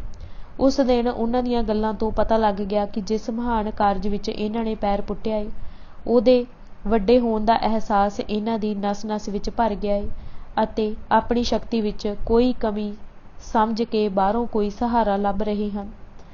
ਪਰ ਇਹਦੇ ਨਾਲ ਹੀ ਮੈਂ ਇਹ ਵੀ ਸਮਝ ਗਿਆ ਕਿ ਜੇਕਰ ਇਹਨਾਂ ਵਿੱਚ ਕੋਈ ਸੱਚੀ ਕੰਮ ਕਰਨ ਵਾਲਾ ਹੈ ਤਾਂ ਉਹ ਕਰਤਾਰ ਸਿੰਘ ਹੈ। ਮੈਂ ਉਸ ਵਿੱਚ ਜਿਸ ਤਰ੍ਹਾਂ ਦਾ ਆਤਮ ਵਿਸ਼ਵਾਸ ਵੇਖਿਆ, ਉਸ ਤਰ੍ਹਾਂ ਦਾ ਆਤਮ ਵਿਸ਼ਵਾਸ ਨਾ ਹੋਣ 'ਤੇ ਕੋਈ ਵੀ ਵਿਅਕਤੀ ਵੱਡਾ ਕਾਰਜ ਨਹੀਂ ਕਰ ਸਕਦਾ। ਬਹੁਤਿਆਂ ਵਿੱਚ ਆਪਣੀ ਸ਼ਕਤੀ ਨੂੰ ਲੈ ਕੇ ਹੰਕਾਰ ਹੋਣ ਦੇ ਬਾਵਜੂਦ ਅਜਿਹੇ ਆਤਮ ਵਿਸ਼ਵਾਸ ਦੀ ਭਾਵਨਾ ਘੱਟ ਹੀ ਵੇਖੀ ਜਾਂਦੀ ਹੈ। ਹੰਕਾਰ ਅਤੇ ਆਤਮ ਵਿਸ਼ਵਾਸ ਦੋ ਵੱਖੋ ਵੱਖਰੀਆਂ ਭਾਵਨਾਵਾਂ ਹਨ। ਹੰਕਾਰ ਦੂਸਰੇ 'ਤੇ ਸੱਟ ਮਾਰਦਾ ਹੈ, ਪਰ ਜਿਹੜਾ ਹੰਕਾਰ ਦੂਸਰੇ ਨਾਲ ਨੋਕ ਝੋਕ ਕੀਤੇ ਬਿਨਾਂ ਆਪਣੇ ਹਿਰਦੇ ਵਿੱਚ ਸ਼ਕਤੀ ਦੇ ਅਨੁਭਵ ਨੂੰ ਜਾਗਰਿਤ ਕਰਦਾ ਹੈ, ਉਹੀ ਆਤਮ ਵਿਸ਼ਵਾਸ ਹੈ। ਅਮਰ ਸਿੰਘ ਵਿੱਚ ਆਤਮ ਵਿਸ਼ਵਾਸ ਦੀ ਕਮੀ ਦਾ ਰੰਗ ਉਦੋਂ ਉਗੜਿਆ ਜਦੋਂ ਗ੍ਰਿਫਤਾਰੀ ਤੋਂ ਬਾਅਦ ਉਹ ਵਾਅਦਾ ਮੁਆਫ ਗਵਾਹ ਬਣ ਗਿਆ ਸੀ। ਮੀਟਿੰਗ ਦੌਰਾਨ ਸਨਿਆਲ ਨਾਲ ਜ਼ਿਆਦਾ ਗੱਲਬਾਤ ਸਰਾਭੇ ਨੇ ਹੀ ਕੀਤੀ ਸੀ। ਉਸਨੇ ਸਨਿਆਲ ਨੂੰ ਜਿੱਥੇ ਪੰਜਾਬ ਅੰਦਰ ਉਹਨਾਂ ਵੱਲੋਂ ਹੁਣ ਤੱਕ ਕੀਤੇ ਕੰਮਾਂ ਦਾ ਭਰਵਾਂ ਵੇਰਵਾ ਦਿੱਤਾ, ਉੱਥੇ ਨਾਲ ਹੀ ਭਵਿੱਖ ਦੀਆਂ ਯੋਜਨਾਵਾਂ ਦਾ ਵੀ ਖੁਲਾਸਾ ਕੀਤਾ। ਸਨਿਆਲ ਨੂੰ ਉਹਨਾਂ ਦੀਆਂ ਗੱਲਾਂ ਤੋਂ ਪਤਾ ਲੱਗ ਗਿਆ ਕਿ ਇਹਨਾਂ ਦੇ ਵਿਦਰੋਹ ਦੀ ਤਿਆਰੀ ਦਾ ਮੁੱਖ ਦਰੋਮਦਾਰ ਪੰਜਾਬ ਦੀਆਂ ਸਿੱਖ ਫੌਜਾਂ ਹਨ। ਪੰਜਾਬ ਅੰਦਰ ਗਦਰੀ ਸੰਗਰਾਮੀਆਂ ਬਾਰੇ ਪੂਰੀ ਜਾਣਕਾਰੀ ਦੇਣ ਤੋਂ ਬਾਅਦ ਸਰਾਭੇ ਨੇ ਸਨਿਆਲ ਨੂੰ ਬੰਗਾਲ ਬਾਰੇ ਬਹੁਤ ਸਾਰੇ ਸਵਾਲ ਕੀਤੇ, ਜਿਨ੍ਹਾਂ ਦਾ ਵੇਰਵਾ ਸਨਿਆਲ ਨੇ ਇਸ ਤਰ੍ਹਾਂ ਦਿੱਤਾ ਹੈ। ਹੁਣ ਕਰਤਾਰ ਸਿੰਘ ਨੇ ਮੈਨੂੰ ਪੁੱਛਿਆ ਕਿ ਹਥਿਆਰ ਆਦਿ ਦੇ ਕੇ ਬੰਗਾਲ ਸਾਡੀ ਕਿੱਥੋਂ ਤੱਕ ਸਹਾਇਤਾ ਕਰ ਸਕਦਾ ਹੈ, ਬੰਗਾਲ ਵਿੱਚ ਕਿੰਨੇ ਹਜ਼ਾਰ ਬੰਦੂਕਾਂ ਹਨ ਆਦਿ। ਮੈਂ ਕਿਹਾ, ਤੁਹਾਡਾ ਕੀ ਖਿਆਲ ਹੈ ਬੰਗਾਲ ਵਿੱਚ ਕਿੰਨੇ ਹਥਿਆਰ ਹੋਣਗੇ? ਕਰਤਾਰ ਸਿੰਘ, ਮੇਰਾ ਖਿਆਲ ਹੈ ਬੰਗਾਲ ਵਿੱਚ ਕਾਫੀ ਹਥਿਆਰ ਜਮ੍ਹਾਂ ਕਰ ਲਏ ਗਏ ਹਨ, ਕਿਉਂਕਿ ਬੰਗਾਲ ਤਾਂ ਕਾਫੀ ਚਿਰਾਂ ਤੋਂ ਕ੍ਰਾਂਤੀ ਦੀਆਂ ਤਿਆਰੀਆਂ ਕਰ ਰਿਹਾ ਹੈ ਅਤੇ ਸਾਡੇ ਦਲ ਦੇ ਪਰਮਾਨੰਦ ਝਾਂਸੀ ਦੇ ਇੱਕ ਬੰਗਾਲੀ ਮਿੱਤਰ ਨੇ ਉਹਨਾਂ ਨੂੰ 500 ਰਿਵਾਲਵਰ ਦੇਣ ਦਾ ਵਚਨ ਦਿੱਤਾ ਹੈ। ਇਹਦੇ ਲਈ ਪਰਮਾਨੰਦ ਬੰਗਾਲ ਗਏ ਹੋਏ ਨੇ। ਮੈਂ ਕਿਹਾ, ਜਿਨ੍ਹਾਂ ਨੇ ਪਰਮਾਨੰਦ ਨੂੰ ਇਹ ਗੱਲ ਕਹੀ ਹੈ ਉਹ ਕੋਈ ਫਾਲਤੂ ਬੰਦਾ ਹੋਣਾ ਹੈ, ਕਿਉਂਕਿ ਬੰਗਾਲ ਵਿੱਚ ਕੋਈ ਵੀ ਅਤੇ ਕਿਤੋਂ ਵੀ 500 ਰਿਵਾਲਵਰ ਨਹੀਂ ਦੇ ਸਕਦਾ। ਜਿਹਨੇ ਵੀ ਇਹ ਗੱਲ ਕਹੀ ਹੈ ਉਹਨੇ ਗੱਪ ਮਾਰੀ ਹੈ। ਕਰਤਾਰ ਸਿੰਘ, ਤਾਂ ਫਿਰ ਬੰਗਾਲ ਸਾਨੂੰ ਕਿਸ ਤਰ੍ਹਾਂ ਦੀ ਸਹਾਇਤਾ ਦੇਵੇਗਾ ਅਤੇ ਕੀ ਉੱਥੇ ਵੀ ਪੰਜਾਬ ਦੇ ਨਾਲ ਹੀ ਗਦਰ ਹੋਵੇਗਾ? ਬੰਗਾਲ ਵਿੱਚ ਤੁਹਾਡੇ ਅਧੀਨ ਕੰਮ ਕਰਨ ਵਾਲੇ ਕਿੰਨੇ ਹਨ? ਹੋਰ ਕਿਸੇ ਸਮੇਂ ਕਿਸੇ ਵੀ ਵਿਅਕਤੀ ਨੂੰ ਅਸੀਂ ਅਜਿਹੇ ਸਵਾਲ ਕਰਨ ਦਾ ਮੌਕਾ ਹੀ ਨਹੀਂ ਸੀ ਦਿੰਦੇ ਅਤੇ ਜੇ ਕੋਈ ਪੁੱਛ ਬੈਠਦਾ ਤਾਂ ਅਸੀਂ ਕਹਿ ਦਿੰਦੇ ਸਾਂ, ਇਹਨਾਂ ਗੱਲਾਂ ਨੂੰ ਜਾਣ ਕੇ ਤੁਸੀਂ ਕੀ ਕਰੋਗੇ? ਸਮਝ ਲਓ ਕਿ ਕੁਝ ਵੀ ਤਿਆਰੀ ਨਹੀਂ ਹੈ ਅਤੇ ਫਿਰ ਵੀ ਤੁਸੀਂ ਇਸ ਦਲ ਵਿੱਚ ਸ਼ਾਮਲ ਹੋਵੋਗੇ ਜਾਂ ਨਹੀਂ। ਤੁਹਾਨੂੰ ਆਪ ਹੀ ਮੁੱਢ ਤੋਂ ਤਿਆਰੀ ਕਰਨੀ ਪਵੇਗੀ। ਅਜਿਹੀ ਹਾਲਤ ਵਿੱਚ ਵੀ ਕੀ ਤੁਸੀਂ ਸਾਡੇ ਵਿੱਚ ਸ਼ਾਮਿਲ ਹੋਣਾ ਚਾਹੋਗੇ ਆਦਿ। ਹਾਂ, ਬੰਗਾਲ ਵਿੱਚ ਕਿਤੇ ਕਿਤੇ ਕੁਝ ਅਜਿਹੇ ਲੋਕ ਵੀ ਸਨ ਜਿਹੜੇ ਕ੍ਰਾਂਤੀ ਦੀ ਜੰਗੀ ਤਿਆਰੀਆਂ ਦੀਆਂ ਗੱਲਾਂ ਵਧਾ ਚੜ੍ਹਾ ਕੇ ਲੋਕਾਂ ਨੂੰ ਸੁਣਾਉਂਦੇ ਸਨ ਅਤੇ ਲੋਕਾਂ ਨੂੰ ਲਾਲਚ ਦੇ ਕੇ ਦਲ ਵਿੱਚ ਸ਼ਾਮਿਲ ਕਰਦੇ ਸਨ। ਜੋ ਵੀ ਹੋਵੇ, ਕਰਤਾਰ ਸਿੰਘ ਨੇ ਜਦੋਂ ਇਹ ਸਵਾਲ ਕੀਤੇ ਤਾਂ ਉਹਨਾਂ ਦਾ ਸਹੀ ਜਵਾਬ ਨਾ ਦੇ ਕੇ ਉਹਨਾਂ ਨੂੰ ਟਾਲ ਦੇਣਾ ਉਚਿਤ ਨਾ ਲੱਗਾ। ਮੈਂ ਕਿਹਾ, ਦੇਖੋ, ਜਿਸ ਤਰ੍ਹਾਂ ਇੱਥੇ ਤੁਹਾਨੂੰ ਫੌਜ ਵਿੱਚ ਭਰਤੀ ਹੋਣ ਦਾ ਮੌਕਾ ਮਿਲਦਾ ਹੈ, ਜੇਕਰ ਕਿਤੇ ਬੰਗਾਲ ਵਿੱਚ ਵੀ ਸਾਨੂੰ ਫੌਜ ਵਿੱਚ ਭਰਤੀ ਹੋਣ ਦਾ ਮੌਕਾ ਮਿਲਦਾ ਤਾਂ ਉੱਥੇ ਕਦੋਂ ਦੀ ਕ੍ਰਾਂਤੀ ਆ ਚੁੱਕੀ ਹੁੰਦੀ। ਬੰਗਾਲ ਦੇ ਦਲ ਵਿੱਚ ਮੁੱਖ ਤੌਰ 'ਤੇ ਨੌਜਵਾਨ ਅਤੇ ਵਿਦਿਆਰਥੀ ਵਰਗ ਸ਼ਾਮਿਲ ਹੈ ਅਤੇ ਇਸ ਦਲ ਵਿੱਚ ਬਹੁਤ ਛਾਣਬੀਣ ਕਰਕੇ ਬੜੀ ਸਾਵਧਾਨੀ ਨਾਲ ਅਜਿਹੇ ਲੋਕਾਂ ਨੂੰ ਸ਼ਾਮਿਲ ਕਰਦੇ ਹਾਂ ਜਿਹੜੇ ਹਰ ਘੜੀ ਮਰਨ ਲਈ ਤਿਆਰ ਰਹਿਣ। ਇਸ ਲਈ ਸਾਡੇ ਦਲ ਵਿੱਚ ਜ਼ਿਆਦਾ ਮੈਂਬਰ ਨਹੀਂ ਹਨ, ਸ਼ਾਇਦ 1000-2000 ਤੋਂ ਵੱਧ ਨਾ ਹੋਣ, ਪਰੰਤੂ ਇਹ ਦ੍ਰਿੜ ਵਿਸ਼ਵਾਸ ਹੈ ਕਿ ਜਿਸ ਦਿਨ ਆਮ ਤੌਰ 'ਤੇ ਵਿਦਰੋਹ ਸ਼ੁਰੂ ਹੋ ਜਾਵੇਗਾ ਉਸ ਦਿਨ ਹਜ਼ਾਰਾਂ ਵਿਅਕਤੀ ਹੋਰ ਸਾਡੇ ਵਿੱਚ ਆ ਮਿਲਣਗੇ। ਜੇਕਰ ਪੰਜਾਬ ਵਿੱਚ ਗਦਰ ਹੋ ਗਿਆ ਤਾਂ ਨਿਸ਼ਚਿਤ ਸਮਝ ਲਵੋ ਕਿ ਉਸ ਦਿਨ ਬੰਗਾਲ ਚੁੱਪਚਾਪ ਬੈਠਾ ਤਮਾਸ਼ਾ ਨਹੀਂ ਵੇਖੇਗਾ ਅਤੇ ਅੰਗਰੇਜ਼ਾਂ ਨੂੰ ਬੰਗਾਲ ਵਿੱਚ ਇੰਨੀਆਂ ਉਲਝਣਾਂ ਵਿੱਚ ਪੈਣਾ ਪੈ ਜਾਵੇਗਾ ਕਿ ਉਹ ਆਪਣੀ ਪੂਰੀ ਤਾਕਤ ਪੰਜਾਬ ਵਿੱਚ ਨਹੀਂ ਲਾ ਸਕਣਗੇ। ਮੈਂ ਇਹ ਵੀ ਕਿਹਾ ਕਿ ਬੰਗਾਲ ਇਸ ਸਮੇਂ ਵੀ ਸਰਕਾਰੀ ਖਜ਼ਾਨੇ ਲੁੱਟ ਸਕਦਾ ਏ ਜਾਂ ਪੁਲਿਸ ਦੀਆਂ ਬੈਰਕਾਂ ਅਤੇ ਛਾਪੇ ਆਦਿ ਮਾਰ ਸਕਦਾ ਏ, ਪਰ ਅੱਗੇ ਕੀ ਹੋਵੇਗਾ, ਇਸ ਅੱਗੋਂ ਕੀ ਹੋਵੇਗਾ ਨੂੰ ਸੋਚ ਕੇ ਬੰਗਾਲ ਨੇ ਅਜੇ ਤੱਕ ਕੁਝ ਨਹੀਂ ਕੀਤਾ। ਮੈਂ ਇਹਨਾਂ ਨੂੰ ਚੰਗੀ ਤਰ੍ਹਾਂ ਸਮਝਾ ਦਿੱਤਾ ਕਿ ਸਾਡੇ ਨਾਲ ਸਲਾਹ ਕੀਤੇ ਬਿਨਾਂ ਅਚਾਨਕ ਕੁਝ ਨਾ ਕਰ ਬੈਠਿਓ। ਇਹ ਵੀ ਕਹਿ ਦਿੱਤਾ ਬੜੀ ਸਾਵਧਾਨੀ ਨਾਲ ਕੰਮ ਕਰਨਾ ਹੋਵੇਗਾ ਤਾਂ ਕਿ ਜਰਾ ਵੀ ਤਾਕਤ ਵਿਅਰਥ ਨਾ ਜਾਵੇ। ਸਿਰਫ ਹਾਤ ਹੂਤ ਕਰਕੇ ਫਜ਼ੂਲ ਦੇ ਕੰਮਾਂ ਵਿੱਚ ਆਪਣੀ ਤਾਕਤ ਜਾਇਆ ਨਾ ਕੀਤੀ ਜਾਵੇ। ਮੈਂ ਇਹਨਾਂ ਨੂੰ ਸਲਾਹ ਦਿੱਤੀ ਕਿ ਵਧੇਰੇ ਲੋਕਾਂ ਨੂੰ ਕਹੋ ਕਿ ਆਪਣੇ ਆਪਣੇ ਪਿੰਡਾਂ ਵਿੱਚ ਜਾ ਕੇ ਰਹਿਣ। ਸਿਰਫ ਮੁਖੀਆਂ ਦਾ ਅਤੇ ਹੋਰ ਕੰਮ ਕਰਨ ਲਈ ਕੁਝ ਕੁ ਲੋਕਾਂ ਦਾ ਨੇੜੇ ਰਹਿਣਾ ਠੀਕ ਰਹੇਗਾ ਅਤੇ ਇਹਨਾਂ ਸਾਰਿਆਂ ਲੋਕਾਂ ਨੂੰ ਛੋਟੀਆਂ-ਛੋਟੀਆਂ ਟੁਕੜੀਆਂ ਵਿੱਚ ਵੰਡ ਕੇ ਹਰੇਕ ਟੁਕੜੀ ਦਾ ਇੱਕ ਜਥੇਦਾਰ ਨਿਯੁਕਤ ਕਰ ਦਿੱਤਾ ਜਾਵੇ। ਅਜਿਹਾ ਸੰਗਠਨ ਬਣਾਉਣ ਨਾਲ ਜਦੋਂ ਲੋੜ ਪਵੇਗੀ ਉਦੋਂ ਸਾਰਿਆਂ ਨਾਲ ਆਸਾਨੀ ਨਾਲ ਸੰਪਰਕ ਹੋ ਸਕੇਗਾ ਅਤੇ ਕੰਮ ਲਿਆ ਜਾ ਸਕੇਗਾ। ਜੇ ਇਸ ਤਰ੍ਹਾਂ ਛੋਟੀਆਂ-ਛੋਟੀਆਂ ਟੁਕੜੀਆਂ ਨਾ ਬਣਾਈਆਂ ਗਈਆਂ ਤਾਂ ਗ੍ਰਿਫਤਾਰ ਹੋਣ ਦਾ ਖਦਸ਼ਾ ਹਰ ਵੇਲੇ ਰਹੇਗਾ। ਫਿਰ ਕਰਤਾਰ ਸਿੰਘ ਨੂੰ ਕਿਹਾ, ਤੁਹਾਡੇ ਵਿੱਚੋਂ ਕੋਈ ਇੱਕ ਵਿਅਕਤੀ ਮੇਰੇ ਨਾਲ ਚੱਲੋ, ਮੈਂ ਉਸ ਨੂੰ ਉੱਥੇ ਲੈ ਕੇ ਚੱਲਾਂਗਾ ਜਿੱਥੇ ਰਾਸ ਬਿਹਾਰੀ ਬੋਸ ਹਨ। ਰਾਸ ਬਿਹਾਰੀ ਨਾਲ ਚੰਗੀ ਤਰ੍ਹਾਂ ਸਲਾਹ ਕਰਨੀ ਏ। ਇਹ ਗੱਲ ਇਹਨਾਂ ਨੂੰ ਪਸੰਦ ਆਈ। ਹੁਣ ਨਿਸ਼ਚਿਤ ਹੋਇਆ ਕਿ ਲਾਹੌਰ ਵਿੱਚ ਪ੍ਰਿਥਵੀ ਸਿੰਘ ਨਾਲ ਮੁੜ ਮੁਲਾਕਾਤ ਕਰਕੇ ਉਹਨਾਂ ਨੂੰ ਨਾਲ ਲੈ ਕੇ ਰਾਸ ਬਿਹਾਰੀ ਨਾਲ ਮਿਲਣ ਜਾਣਾ ਠੀਕ ਹੋਵੇਗਾ। ਕਰਤਾਰ ਸਿੰਘ ਨੇ ਸਾਡੇ ਕੋਲੋਂ ਰਿਵਾਲਵਰ ਆਦਿ ਦੀ ਸਹਾਇਤਾ ਮੰਗੀ। ਆਤਮ ਰੱਖਿਆ ਕਰਨ ਅਤੇ ਛੋਟੇ-ਛੋਟੇ ਸਰਕਾਰੀ ਖਜ਼ਾਨੇ ਲੁੱਟਣ ਲਈ ਕੁਝ ਅਸਤਰਾਂ ਸ਼ਸਤਰਾਂ ਦੀ ਲੋੜ ਸੀ। ਅਮਰੀਕਾ ਤੋਂ ਜਦੋਂ ਇਹ ਲੋਕ ਵਾਪਸ ਆਏ ਤਾਂ ਆਪਣੇ ਨਾਲ ਥੋੜ੍ਹੇ ਬਹੁਤੇ ਰਿਵਾਲਵਰ ਆਦਿ ਲੈ ਆਏ ਸਨ। ਅੰਗਰੇਜ਼ਾਂ ਦੀ ਕਰੜੀ ਨਿਗਰਾਨੀ ਦੇ ਬਾਵਜੂਦ ਇਹ ਹਥਿਆਰ ਦੇਸ਼ ਪਹੁੰਚ ਗਏ ਸਨ। ਬਾਲਟੀ ਦੇ ਥੱਲੇ ਵਿੱਚ ਟੀਨ ਜਾਂ ਲੱਕੜ ਦਾ ਫੱਟਾ ਲਾ ਕੇ ਉਹਦੇ ਵਿੱਚ ਲੁਕਾ ਕੇ ਹਥਿਆਰ ਲਿਆਏ ਜਾਂਦੇ ਸਨ। ਇਸ ਤਰੀਕੇ ਨਾਲ ਇਹਨਾਂ ਲੋਕਾਂ ਦੇ ਹੱਥ ਕੁਝ ਰਿਵਾਲਵਰ ਆਦਿ ਆ ਗਏ ਸਨ, ਪਰ ਅਜੇ ਵੀ ਹਥਿਆਰਾਂ ਦੀ ਲੋੜ ਸੀ। ਮੈਂ ਕਾਸ਼ੀ ਤੋਂ ਕੁਝ ਰਿਵਾਲਵਰ ਅਤੇ ਗੋਲੀਆਂ ਲਿਆਇਆ ਸੀ। ਇਹ ਸਭ ਕੁਝ ਕਰਤਾਰ ਸਿੰਘ ਦੇ ਹਵਾਲੇ ਕਰਕੇ ਮੈਂ ਕਿਹਾ, ਇਸ ਵੇਲੇ ਤਾਂ ਮੇਰੇ ਕੋਲ ਇਹੀ ਸੀ ਅਤੇ ਮੈਂ ਲੈਂਦਾ ਆਇਆ, ਫਿਰ ਹੋਰ ਵੀ ਲਿਆ ਦੇਵਾਂਗਾ।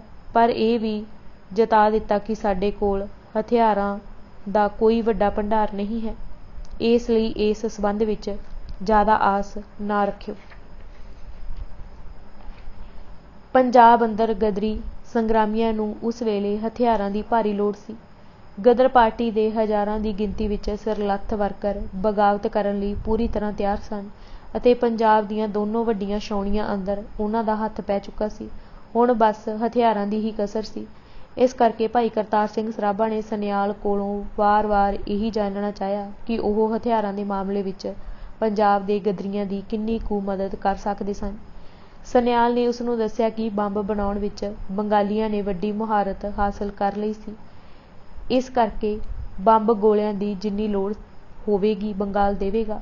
ਪਰ ਸਨਿਆਲ ਨੇ ਨਾਲ ਇਹ ਵੀ ਸਾਫ਼ ਕਰ ਦਿੱਤਾ ਕਿ ਇਹ ਬੰਬ ਗੋਲੇ ਮੁਫ਼ਤ ਵਿੱਚ ਨਹੀਂ ਬਣਦੇ, ਇਹਨਾਂ ਉੱਤੇ ਚੋਖਾ ਖਰਚ ਆਉਂਦਾ ਹੈ। ਇਸ ਤਰ੍ਹਾਂ ਉਸ ਨੇ ਸਰਾਭੇ ਦੇ ਕੰਨਾਂ ਵਿੱਚ ਇਹ ਗੱਲ ਪਾ ਦਿੱਤੀ ਕਿ ਜੇਕਰ ਵੱਡੀ ਗਿਣਤੀ ਵਿੱਚ ਬੰਬ ਲੈਣੇ ਹਨ ਤਾਂ ਇਸ ਦੇ ਬਦਲੇ ਮੋਟੀ ਰਕਮ ਅਦਾ ਕਰਨੀ ਪਵੇਗੀ। ਕਰਤਾਰ ਸਿੰਘ ਸਰਾਭੇ ਨੇ ਆਪ ਵੀ ਅਮਰੀਕਾ ਵਿੱਚ ਬੰਬ ਬਣਾਉਣ ਦੀ ਥੋੜ੍ਹੀ ਬਹੁਤ ਜਾਂਚ ਸਿੱਖੀ ਹੋਈ ਸੀ, ਪਰ ਪੰਜਾਬ ਅੰਦਰ ਉਹਨਾਂ ਨੂੰ ਤਾਕਤਵਰ ਬੰਬ ਬਣਾਉਣ ਲਈ ਲੋੜੀਂਦੇ ਧਾਤ ਅਤੇ ਖੋਲ ਨਹੀਂ ਮਿਲ ਸਕਦੇ ਸਨ। ਇਸ ਕਰਕੇ ਉਹਨਾਂ ਨੇ ਮਜਬੂਰੀ ਵਸ ਇਸ ਮੰਤਵ ਲਈ ਸਿਆਹੀ ਵਾਲੀਆਂ ਦਵਾਤਾਂ ਦਾ ਇਸਤੇਮਾਲ ਕਰਨਾ ਸ਼ੁਰੂ ਕਰ ਦਿੱਤਾ ਸੀ। ਸਨਿਆਲ ਅਨੁਸਾਰ ਇਹ ਬੰਬ ਜ਼ਿਆਦਾ ਖਤਰਨਾਕ ਨਹੀਂ ਸੀ ਅਤੇ ਸੁੱਟੇ ਜਾਣ ਅਤੇ ਅਕਸਰ ਫਟਦਾ ਵੀ ਨਹੀਂ ਸੀ। ਜੇ ਫਟ ਵੀ ਜਾਂਦਾ ਤਾਂ ਕਿਸੇ ਵਿਅਕਤੀ ਦੀ ਜਾਨ ਲੈਣ ਲਈ ਕਾਫੀ ਨਹੀਂ ਹੁੰਦਾ ਸੀ। ਸੋ ਇਹ ਬੰਬ ਸਿਰਫ ਡਰਾਉਣ ਦਾ ਹੀ ਕੰਮ ਕਰਦੇ ਸਨ। ਇਸ ਦੀ ਤੁਲਨਾ ਵਿੱਚ ਬੰਗਾਲ ਦੇ ਬੰਬ ਸ਼ਕਤੀਸ਼ਾਲੀ ਅਤੇ ਥੋੜ੍ਹੇ ਖਤਰਨਾਕ ਵੀ ਸਨ। ਇਹਨਾਂ ਦੀ ਵਰਤੋਂ ਸੰਭਾਲ ਕੇ ਕਰਨੀ ਪੈਂਦੀ ਸੀ। ਸਚਿੰਦਰ ਨਾਥ ਸਨਿਆਲ ਨੇ ਇਹ ਗੱਲ ਸਰਾਭੇ ਨੂੰ ਸਮਝਾ ਦਿੱਤੀ ਸੀ ਅਤੇ ਉਸ ਨੂੰ ਇਹ ਵੀ ਦੱਸ ਦਿੱਤਾ ਸੀ ਕਿ ਉਹਨਾਂ ਨੇ ਪੰਜਾਬ ਅੰਦਰ ਆਪਣੇ ਕੁਝ ਬੰਦਿਆਂ ਕੋਲ ਇਹ ਬੰਬ ਹੰਗਾਮੀ ਲੋੜ ਵਿੱਚ ਵਰਤਣ ਵਾਸਤੇ ਰੱਖੇ ਹੋਏ ਹਨ ਅਤੇ ਉਹ ਪੰਜਾਬ ਦੇ ਗਦਰੀ ਜਦੋਂ ਚਾਹੁਣ ਇਹ ਬੰਬ ਉਹਨਾਂ ਨੂੰ ਮਿਲ ਸਕਦੇ ਹਨ। ਇਹ ਸੁਣ ਕੇ ਸਰਾਭੇ ਦਾ ਚਿਹਰਾ ਖਿੜ ਗਿਆ ਅਤੇ ਉਸਨੇ ਕਿਹਾ ਕਿ ਜਦੋਂ ਚਾਹੁਣ ਵਾਲੀ ਗੱਲ ਨਹੀਂ, ਉਹਨਾਂ ਨੂੰ ਤਾਂ ਇਹਨਾਂ ਬੰਬਾਂ ਦੀ ਤੁਰੰਤ ਲੋੜ ਹੈ। ਸਰਾਭੇ ਦਾ ਉਤਾਵਲਾਪਣ ਦੇਖ ਕੇ ਸਨਿਆਲ ਨੇ ਕਿਹਾ ਕਿ ਉਹ ਕੱਲ੍ਹ ਤੱਕ ਆਪਣੇ ਬੰਦਿਆਂ ਤੋਂ ਬੰਬ ਲਿਆ ਕੇ ਸਰਾਭੇ ਨੂੰ ਦੇ ਸਕਦਾ ਹੈ। ਦੋਵਾਂ ਨੇ ਆਪਸ ਵਿੱਚ ਅਗਲੇ ਦਿਨ ਕਿਸੇ ਰੇਲਵੇ ਸਟੇਸ਼ਨ 'ਤੇ ਮਿਲਣ ਦਾ ਟਾਈਮ ਪੱਕਾ ਕਰ ਲਿਆ। ਸੰਭਵ ਤੌਰ 'ਤੇ ਸਨਿਆਲ ਨੇ ਬੰਬ ਜਲੰਧਰ ਦੇ ਨੇੜੇ ਤੇੜੇ ਹੀ ਕਪੂਰਥਲਾ ਜਾਂ ਕਿਸੇ ਹੋਰ ਕਸਬੇ ਵਿੱਚ ਆਪਣੇ ਕਿਸੇ ਪੰਜਾਬੀ ਹਿੰਦੂ ਜਾਣਕਾਰ ਕੋਲ ਰੱਖੇ ਹੋਏ ਸਨ। ਸਨਿਆਲ ਨੇ ਲਿਖਿਆ ਹੈ, ਮੈਂ ਆਪਣੇ ਮਿੱਥੇ ਸਮੇਂ 'ਤੇ ਪਹੁੰਚ ਕੇ ਆਪਣੇ ਅੱਡੇ 'ਤੇ ਗਿਆ। ਉੱਥੇ ਸਾਡਾ ਜਿਹੜਾ ਬੰਦਾ ਸੀ ਉਸਨੂੰ ਮੈਂ ਜਲੰਧਰ ਅੰਦਰ ਸਿੱਖਾਂ ਨਾਲ ਮੁਲਾਕਾਤ ਆਦਿ ਦੀ ਘਟਨਾ ਬਾਰੇ ਕੁਝ ਨਹੀਂ ਦੱਸਿਆ। ਸਿਰਫ ਇਹੀ ਕਿਹਾ ਕਿ ਮੈਨੂੰ ਕੁਝ ਬੰਬਾਂ ਦੀ ਲੋੜ ਏ। ਇੱਕ ਸਿੱਖ ਸੱਜਣ ਆਉਣਗੇ ਅਤੇ ਲੈ ਜਾਣਗੇ। ਸਿੱਖ ਨਾਂ ਸੁਣ ਕੇ ਉਹ ਥੋੜ੍ਹਾ ਝਿਜਕਿਆ ਅਤੇ ਕਹਿਣ ਲੱਗਾ ਕਿ ਸਾਵਧਾਨ ਰਹੋ, ਸਿੱਖਾਂ ਨਾਲ ਜਰਾ ਸੋਚ ਸਮਝ ਕੇ ਮੇਲ ਜੋਲ ਰੱਖਣਾ। ਉਹਨਾਂ 'ਤੇ ਅੱਜ ਕੱਲ੍ਹ ਸਰਕਾਰ ਦੀ ਬਹੁਤ ਸਖਤ ਨਜ਼ਰ ਏ। ਇਸ ਵੇਲੇ ਉਹਨਾਂ ਦੇ ਸਾਥ ਤੋਂ ਵੱਖ ਰਹਿਣਾ ਹੀ ਚੰਗਾ ਏ। ਇਸ ਤੋਂ ਪੰਜਾਬੀ ਹਿੰਦੂ ਵਰਗ ਦੇ ਉਸ ਸਮੇਂ ਦੇ ਮਾਨਸਿਕ ਅਤੇ ਰਾਜਸੀ ਰੌਹ ਦਾ ਪਤਾ ਚੱਲ ਜਾਂਦਾ ਹੈ ਕਿ ਜਦੋਂ ਸਿੱਖ ਗਦਰੀ ਸੂਰਮੇ ਦੇਸ਼ ਦੀ ਆਜ਼ਾਦੀ ਲਈ ਹਜ਼ਾਰਾਂ ਦੀ ਗਿਣਤੀ ਵਿੱਚ ਜਾਨਾਂ ਵਾਰਨ ਵਾਸਤੇ ਇੱਕ ਦੂਜੇ ਨਾਲ ਕਾਹਲੇ ਪਏ ਹੋਏ ਸਨ, ਤਾਂ ਪੰਜਾਬੀ ਹਿੰਦੂਆਂ ਦੇ ਵੱਡੇ ਹਿੱਸੇ ਦੇ ਮਨਾਂ ਅੰਦਰ ਅੰਗਰੇਜ਼ ਸਰਕਾਰ ਦਾ ਕਿੰਨਾ ਡਰ ਬੈਠਾ ਹੋਇਆ ਸੀ ਕਿ ਇਨਕਲਾਬੀ ਦਲ ਨਾਲ ਜੁੜੇ ਹੋਏ ਵਿਅਕਤੀ ਵੀ ਆਪਣੇ ਬੰਗਾਲੀ ਸਾਥੀਆਂ ਨੂੰ ਇਸ ਬਲਾ ਤੋਂ ਦੂਰ ਰਹਿਣ ਦੀਆਂ ਮੱਤਾਂ ਦੇ ਰਹੇ ਸਨ। ਖੈਰ, ਸਚਿੰਦਰ ਨਾਥ ਸਨਿਆਲ ਦਾ ਅਸਲਾ ਆਪਣੇ ਪੰਜਾਬੀ ਹਿੰਦੂ ਭਾਈਵਾਲਾਂ ਨਾਲੋਂ ਇੱਕਦਮ ਵੱਖਰਾ ਸੀ। ਉਹ ਇੱਕ ਸੱਚਾ ਇਨਕਲਾਬੀ ਅਤੇ ਸੂਰਮਾ ਸੀ, ਜਿਸ ਕਰਕੇ ਉਹ ਪਹਿਲੀ ਮਿਲਣੀ ਵਿੱਚ ਹੀ ਸਿੱਖ ਗਦਰੀਆਂ ਦੀ ਸੁਰਮਗਤੀ ਦਾ ਕਾਇਲ ਹੋ ਗਿਆ ਸੀ। ਉਸਨੂੰ ਇਹ ਗੱਲ ਹੋਰ ਵੀ ਵੱਧ ਸਾਫ਼ ਹੋ ਗਈ ਸੀ ਕਿ ਬਹਾਦਰ ਦੀ ਇੱਜ਼ਤ ਕਰਨਾ ਬਹਾਦਰ ਹੀ ਜਾਣਦਾ ਹੈ। ਜਿਨ੍ਹਾਂ ਦੇ ਮਨਾਂ ਅੰਦਰ ਸਦੀਆਂ ਤੋਂ ਬੁਜ਼ਦਿਲੀ ਵਸੀ ਹੋਈ ਹੈ, ਉਹ ਬਹਾਦਰਾਂ ਦੀ ਇੱਜ਼ਤ ਨਹੀਂ ਕਰ ਸਕਦੇ। ਉਹਨਾਂ ਨੂੰ ਬਹਾਦਰਾਂ ਦੇ ਨੇੜੇ ਜਾਣ ਤੋਂ ਭੈ ਆਉਂਦਾ ਹੈ। ਸਚਿੰਦਰ ਨਾਥ ਸਨਿਆਲ ਨੇ ਆਪਣੇ ਹਿੰਦੂ ਭਾਈਵਾਲ ਦਾ ਉਪਰੋਕਤ ਪ੍ਰਤੀਕਰਮ ਦੇਖ ਕੇ ਝੱਟ ਇਹ ਨਿਸ਼ਚਾ ਕਰ ਲਿਆ ਸੀ ਕਿ ਹੁਣ ਇਹਨਾਂ 'ਤੇ ਵਿਸ਼ਵਾਸ ਕਰਨਾ ਠੀਕ ਨਹੀਂ ਏ ਅਤੇ ਇਹਨਾਂ ਨਾਲ ਕੋਈ ਵਾਸਤਾ ਨਾ ਰੱਖਿਆ ਜਾਵੇ। ਪਰ ਉਸ ਨੇ ਦਾਅ ਪੇਚਕ ਤੌਰ 'ਤੇ ਆਪਣੇ ਮਿੱਤਰ ਦੀ ਹਾਂ ਵਿੱਚ ਹਾਂ ਮਿਲਾਉਣ ਦਾ ਦਿਖਾਵਾ ਕੀਤਾ ਅਤੇ ਉੱਥੇ ਰੱਖੇ ਹੋਏ ਬੰਬ ਲੈ ਕੇ ਭਾਈ ਕਰਤਾਰ ਸਿੰਘ ਸਰਾਭੇ ਨੂੰ ਮਿਲਣ ਲਈ ਮਿੱਥੇ ਹੋਏ ਸਥਾਨ 'ਤੇ ਚਲਾ ਗਿਆ। ਉਸ ਨੇ ਸਰਾਭੇ ਨਾਲ ਗੱਡੀ ਦੇ ਸਮੇਂ ਦੇ ਹਿਸਾਬ ਨਾਲ ਸਮਾਂ ਨਿਸ਼ਚਿਤ ਕੀਤਾ ਸੀ। ਸਨਿਆਲ ਅਨੁਸਾਰ ਸਹੀ ਸਮੇਂ 'ਤੇ ਗੱਡੀ ਤਾਂ ਆ ਗਈ, ਪਰ ਕਰਤਾਰ ਸਿੰਘ ਦੇ ਦਰਸ਼ਨ ਨਹੀਂ ਹੋਏ। ਦੂਸਰੀ ਗੱਡੀ ਆਉਣ 'ਤੇ ਮੈਂ ਫਿਰ ਉਸ ਨੂੰ ਲੱਭਿਆ, ਪਰ ਨਤੀਜਾ ਉਹੀ ਨਿਕਲਿਆ। ਸਾਰੇ ਸਟੇਸ਼ਨ 'ਤੇ ਮੈਂ ਉਸ ਲਈ ਚੱਕਰ ਕੱਟੇ, ਅੱਖਾਂ ਅੱਡ ਕੇ ਕਿੰਨੇ ਹੀ ਲੋਕਾਂ ਦੇ ਚਿਹਰਿਆਂ ਨੂੰ ਵੇਖਿਆ, ਪਰ ਕਿਸੇ ਦਾ ਚਿਹਰਾ ਕਰਤਾਰ ਸਿੰਘ ਵਰਗਾ ਨਹੀਂ ਲੱਗਾ। ਮੈਂ ਹਾਰ ਕੇ ਆਪਣੇ ਡੇਰੇ 'ਤੇ ਵਾਪਸ ਆ ਗਿਆ। ਮੈਨੂੰ ਤਾਂ ਪਤਾ ਹੀ ਨਹੀਂ ਸੀ ਕਿ ਕਰਤਾਰ ਸਿੰਘ ਨਾਲ ਕਿੱਥੇ ਮੁਲਾਕਾਤ ਹੋਵੇਗੀ, ਪਰ ਮਜ਼ੇ ਦੀ ਗੱਲ ਇਹ ਸੀ ਕਿ ਉਹਨਾਂ ਦੇ ਦਲ ਦੇ ਕਿਸੇ ਬੰਦੇ ਨੂੰ ਵੀ ਇਹ ਨਹੀਂ ਸੀ ਪਤਾ। ਬੰਬ ਜਿੱਥੇ ਸੀ ਉੱਥੇ ਹੀ ਰਹਿ ਗਏ ਅਤੇ ਮੈਂ ਲਾਹੌਰ ਵਾਪਸ ਚਲਾ ਗਿਆ। ਇੱਥੇ ਪੁਰਾਣੇ ਸਾਥੀਆਂ ਨੂੰ ਮਿਲਿਆ ਅਤੇ ਇਹਨਾਂ ਕੋਲੋਂ ਵੀ ਪੰਜਾਬ ਬਾਰੇ ਜਾਣਕਾਰੀ ਲਈ। ਸ਼ਾਮ ਨੂੰ ਲਾਹੌਰ ਦੇ ਕੋਲ ਇੱਕ ਜਨਤਕ ਥਾਂ 'ਤੇ ਪ੍ਰਿਥਵੀ ਸਿੰਘ ਮੇਰਾ ਇੰਤਜ਼ਾਰ ਕਰ ਰਿਹਾ ਸੀ। ਉਹਨਾਂ ਨਾਲ ਮੈਂ ਕਰਤਾਰ ਸਿੰਘ ਦੀ ਗੱਲ ਕੀਤੀ। ਉਹ ਵੀ ਉਹਦਾ ਕੋਈ ਪਤਾ ਟਿਕਾਣਾ ਨਹੀਂ ਦੱਸ ਸਕੇ। ਇਸ ਤਰੀਕੇ ਨਾਲ ਜਦੋਂ ਕਰਤਾਰ ਸਿੰਘ ਸਰਾਭਾ ਨੂੰ ਸਨਿਆਲ ਦੀ ਅਤੇ ਸਨਿਆਲ ਨੂੰ ਸਰਾਭੇ ਦੀ ਭਾਰੀ ਲੋੜ ਸੀ, ਅਫਸੋਸ ਵਸ ਦੋਹਾਂ ਦਾ ਆਪਸ ਵਿੱਚ ਸੰਪਰਕ ਟੁੱਟ ਗਿਆ। ਸਨਿਆਲ ਵੱਲੋਂ ਪੂਰਾ ਯਤਨ ਕਰਨ ਦੇ ਬਾਵਜੂਦ ਉਸ ਨੂੰ ਸਰਾਭੇ ਦੇ ਕਿਸੇ ਥਹੁ ਟਿਕਾਣੇ ਬਾਰੇ ਪਤਾ ਨਾ ਚੱਲਿਆ। ਉੱਧਰ ਪ੍ਰਿਥਵੀ ਸਿੰਘ ਨੇ ਸਨਿਆਲ ਦੇ ਨਾਲ ਕਾਂਸ਼ੀ ਰਾਸ ਬਿਹਾਰੀ ਬੋਸ ਪਾਸ ਜਾਣਾ ਸੀ ਅਤੇ ਉਸ ਨੂੰ ਪੰਜਾਬ ਲਿਆਉਣ ਦਾ ਇੰਤਜ਼ਾਮ ਕਰਨਾ ਸੀ, ਪਰ ਪ੍ਰਿਥਵੀ ਸਿੰਘ ਕਿਸੇ ਜ਼ਰੂਰੀ ਕਾਰਨ ਕਰਕੇ ਸਨਿਆਲ ਨਾਲ ਤੁਰੰਤ ਕਾਸ਼ੀ ਨਾ ਜਾ ਸਕਿਆ। ਉਸ ਨੇ ਸਨਿਆਲ ਕੋਲੋਂ 3-4 ਦਿਨਾਂ ਦੀ ਮੌਲਤ ਲੈ ਲਈ ਅਤੇ ਕਾਂਸ਼ੀ ਮਿਲਣ ਲਈ 5 ਦਸੰਬਰ ਦਾ ਦਿਨ ਪੱਕਾ ਕਰ ਲਿਆ। ਉਸ ਨੇ ਪੰਜਾਬ ਮੇਲ ਦੇ ਕਾਂਸ਼ੀ ਪਹੁੰਚਣ ਦੇ ਸਮੇਂ ਅਨੁਸਾਰ ਸਨਿਆਲ ਨਾਲ ਮਿਲਣ ਲਈ ਸਟੇਸ਼ਨ ਦਾ ਥਾਂ ਮੁਕਰਰ ਕਰ ਲਿਆ ਸੀ। ਲਾਹੌਰ ਇੱਕ ਦਿਨ ਦੀ ਠਾਹਰ ਦੌਰਾਨ ਸਨਿਆਲ ਆਪਣੇ ਉੱਥੋਂ ਦੇ ਪੁਰਾਣੇ ਹਿੰਦੂ ਸਾਥੀਆਂ, ਜਿਹੜੇ ਕਾਫੀ ਸਮੇਂ ਤੋਂ ਉਹਨਾਂ ਨਾਲ ਮਿਲ ਕੇ ਚੱਲ ਰਹੇ ਸਨ, ਨੂੰ ਮਿਲਿਆ ਅਤੇ ਉਹਨਾਂ ਨਾਲ ਪੰਜਾਬ ਦੀ ਹਾਲਤ ਬਾਰੇ ਵਿਚਾਰਾਂ ਕਰਨ ਦਾ ਯਤਨ ਕੀਤਾ। ਪਰ ਉਹਨਾਂ ਨਾਲ ਗੱਲਬਾਤ ਕਰਕੇ ਵੀ ਸਨਿਆਲ ਨੂੰ ਨਿਰਾਸ਼ਤਾ ਹੋਈ। ਹਾਲਾਂਕਿ ਉਹ ਰਾਸ ਬਿਹਾਰੀ ਬੋਸ ਦੇ ਨੇੜੇ ਰਹਿ ਚੁੱਕੇ ਸਨ, ਪਰ ਉਹ ਉਸਨੂੰ ਪੰਜਾਬ ਲਿਆਉਣ ਦੇ ਇੱਛੁਕ ਨਹੀਂ ਸਨ। ਉਹਨਾਂ ਦੀ ਸੌੜੀ ਸੋਚ ਅਤੇ ਸਨਕੀਪੁਣਾ ਦੇਖ ਕੇ ਸਨਿਆਲ ਦਾ ਮਨ ਉਹਨਾਂ ਤੋਂ ਖੱਟਾ ਹੋ ਗਿਆ।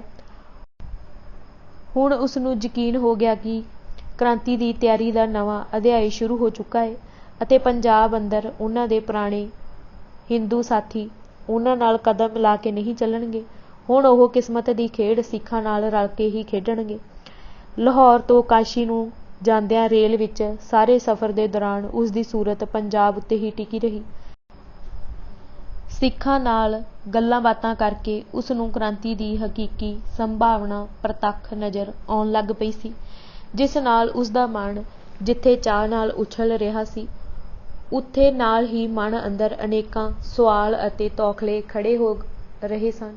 ਸਿੱਖਾਂ ਦਾ ਗਦਰ ਲਈ ਜੋਸ਼ ਦੇਖ ਕੇ ਉਸਨੂੰ ਜਿੱਤ ਕਰੀਬ ਦਿਖਣ ਲੱਗ ਪਈ ਸੀ, ਪਰ ਉਸਨੂੰ ਉਹਨਾਂ ਅੰਦਰ ਇਸ ਜੋਸ਼ ਦੇ ਜਾਣ ਦੀ ਜਥੇਬੰਦਕ ਯੋਗਤਾ ਅਤੇ ਸੋਝੀ ਦੀ ਘਾਟ ਮਹਿਸੂਸ ਹੋ ਰਹੀ ਸੀ, ਜਿਸ ਵਿੱਚੋਂ ਉਸਨੂੰ ਥੋੜ੍ਹੀ ਚਿੰਤਾ ਹੋ ਰਹੀ ਸੀ, ਜਿਸ ਦਾ ਪ੍ਰਗਟਾਵਾ ਉਸਨੇ ਇਹਨਾਂ ਸ਼ਬਦਾਂ ਵਿੱਚ ਕੀਤਾ।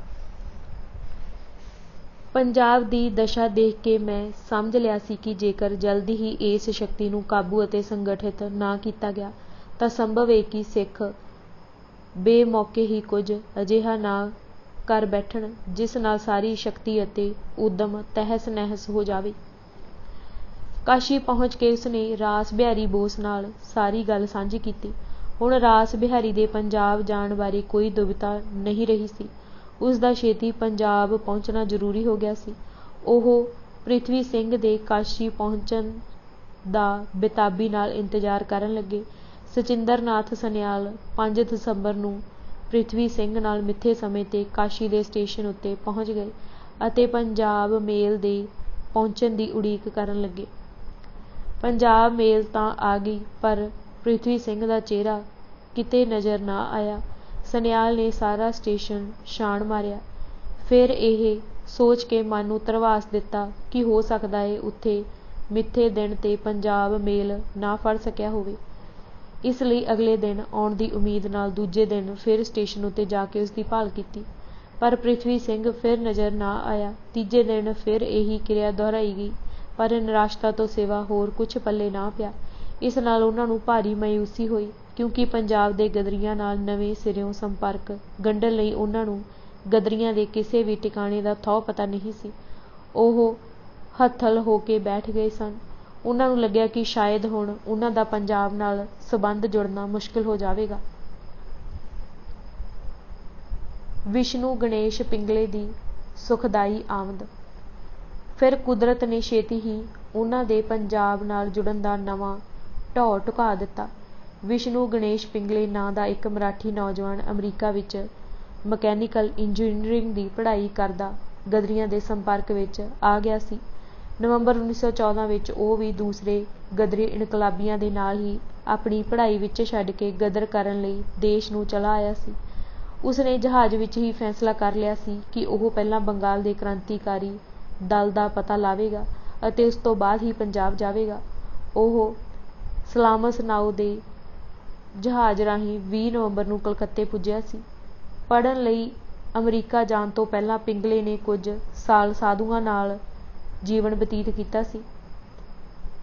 ਇਸ ਤਰ੍ਹਾਂ ਉਹ ਸਾਧੂ ਬਣ ਕੇ ਪੰਜਾਬ ਸਮੇਤ ਦੇਸ਼ ਦੇ ਕਈ ਖੇਤਰਾਂ ਵਿੱਚ ਘੁੰਮ ਚੁੱਕਾ ਸੀ, ਜਿਸ ਨਾਲ ਉਸ ਦੀ ਦੇਸ਼ ਦੇ ਅੱਡ-ਅੱਡ ਹਿੱਸਿਆਂ ਅੰਦਰ ਵੰਨ-ਸੁਵੰਨੇ ਲੋਕਾਂ ਨਾਲ ਜਾਣ ਪਛਾਣ ਬਣ ਗਈ ਸੀ।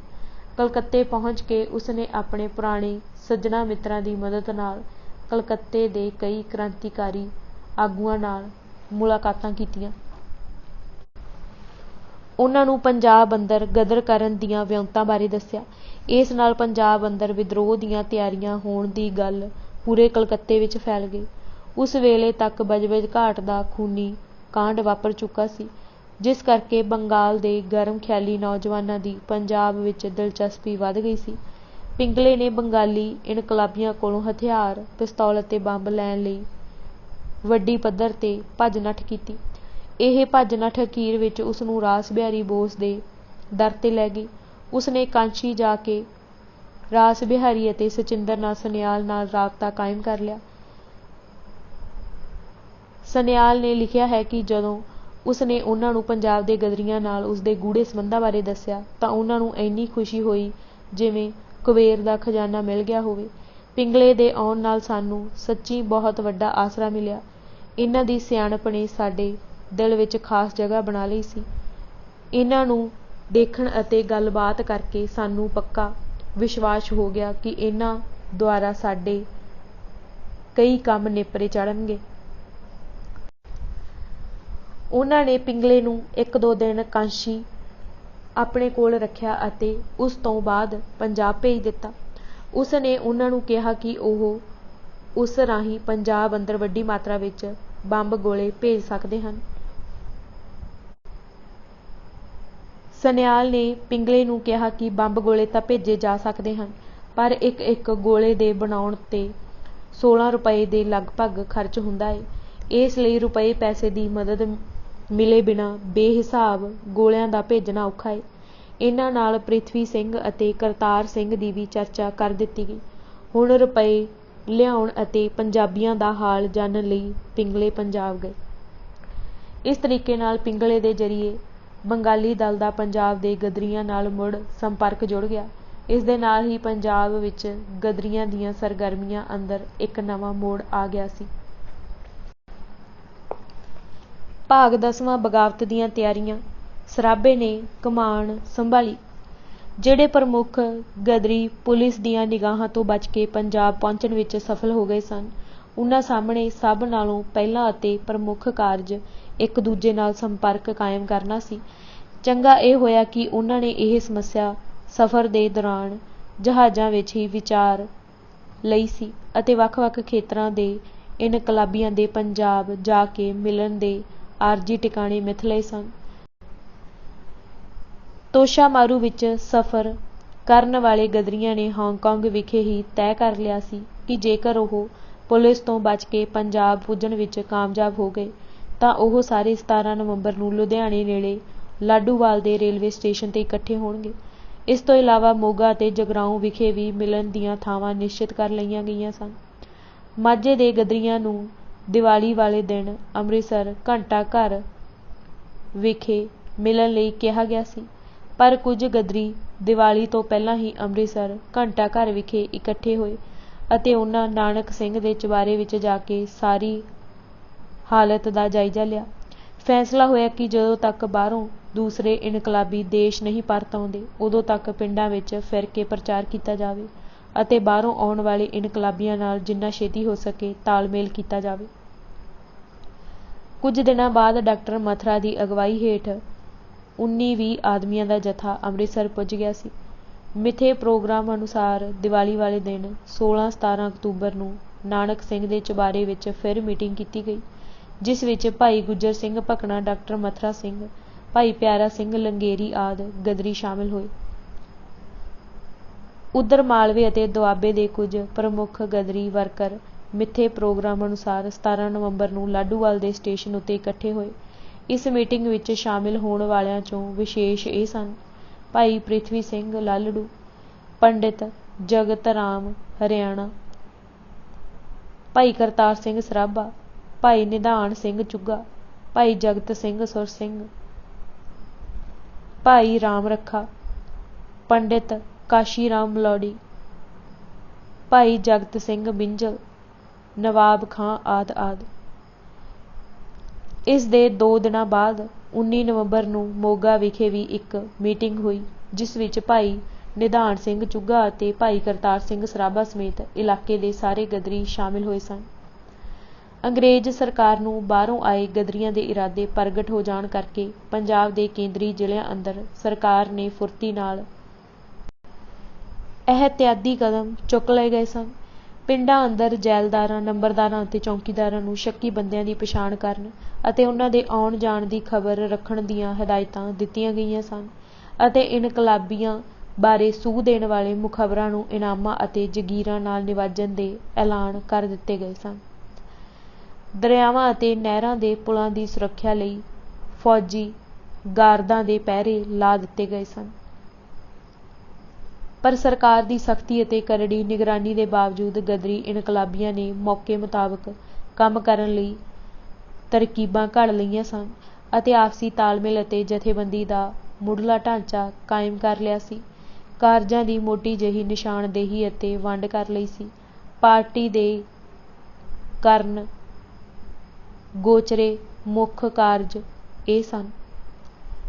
ਨੰਬਰ 1, ਆਮ ਜਨਤਾ ਨੂੰ ਗਦਰ ਪਾਰਟੀ ਦੇ ਉਦੇਸ਼ਾਂ ਤੋਂ ਜਾਣੂ ਕਰਾਉਣ ਲਈ ਪ੍ਰਚਾਰ ਦੀ ਜਥੇਬੰਦ ਮੁਹਿੰਮ ਚਲਾਉਣੀ ਅਤੇ ਇਸ ਮੰਤਵ ਲਈ ਪ੍ਰਚਾਰ ਸਮੱਗਰੀ ਛਾਪਣ ਅਤੇ ਵੰਡਣ ਦੇ ਇੰਤਜ਼ਾਮ ਕਰਨੇ। ਨੰਬਰ 2, ਫੌਜਾਂ ਅੰਦਰ ਪ੍ਰਚਾਰ ਕਰਨ ਲਈ ਠੋਸ ਵਿਉਂਤਬੰਦੀ ਕਰਨੀ ਅਤੇ ਇਸ ਮੰਤਵ ਲਈ ਅੱਡ-ਅੱਡ ਬੰਦਿਆਂ ਨੂੰ ਜ਼ਿੰਮੇਵਾਰੀਆਂ ਸੌਂਪਣੀਆਂ। ਨੰਬਰ 3, ਬਗਾਵਤ ਲਈ ਲੋੜੀਂਦੇ ਹਥਿਆਰਾਂ ਦਾ ਇੰਤਜ਼ਾਮ ਕਰਨਾ। ਨੰਬਰ 4, ਉਪਰੋਕਤ ਸਾਰੇ ਕਾਰਜਾਂ ਦੀ ਪੂਰਤੀ ਲਈ ਲੋੜੀਂਦੀ ਮਾਇਆ ਹਾਸਿਲ ਕਰਨ ਵਾਸਤੇ ਯੋਗ ਉਪਾਅ ਕਰਨੇ। ਆਮ ਜਨਤਾ ਵਿੱਚ ਪ੍ਰਚਾਰ।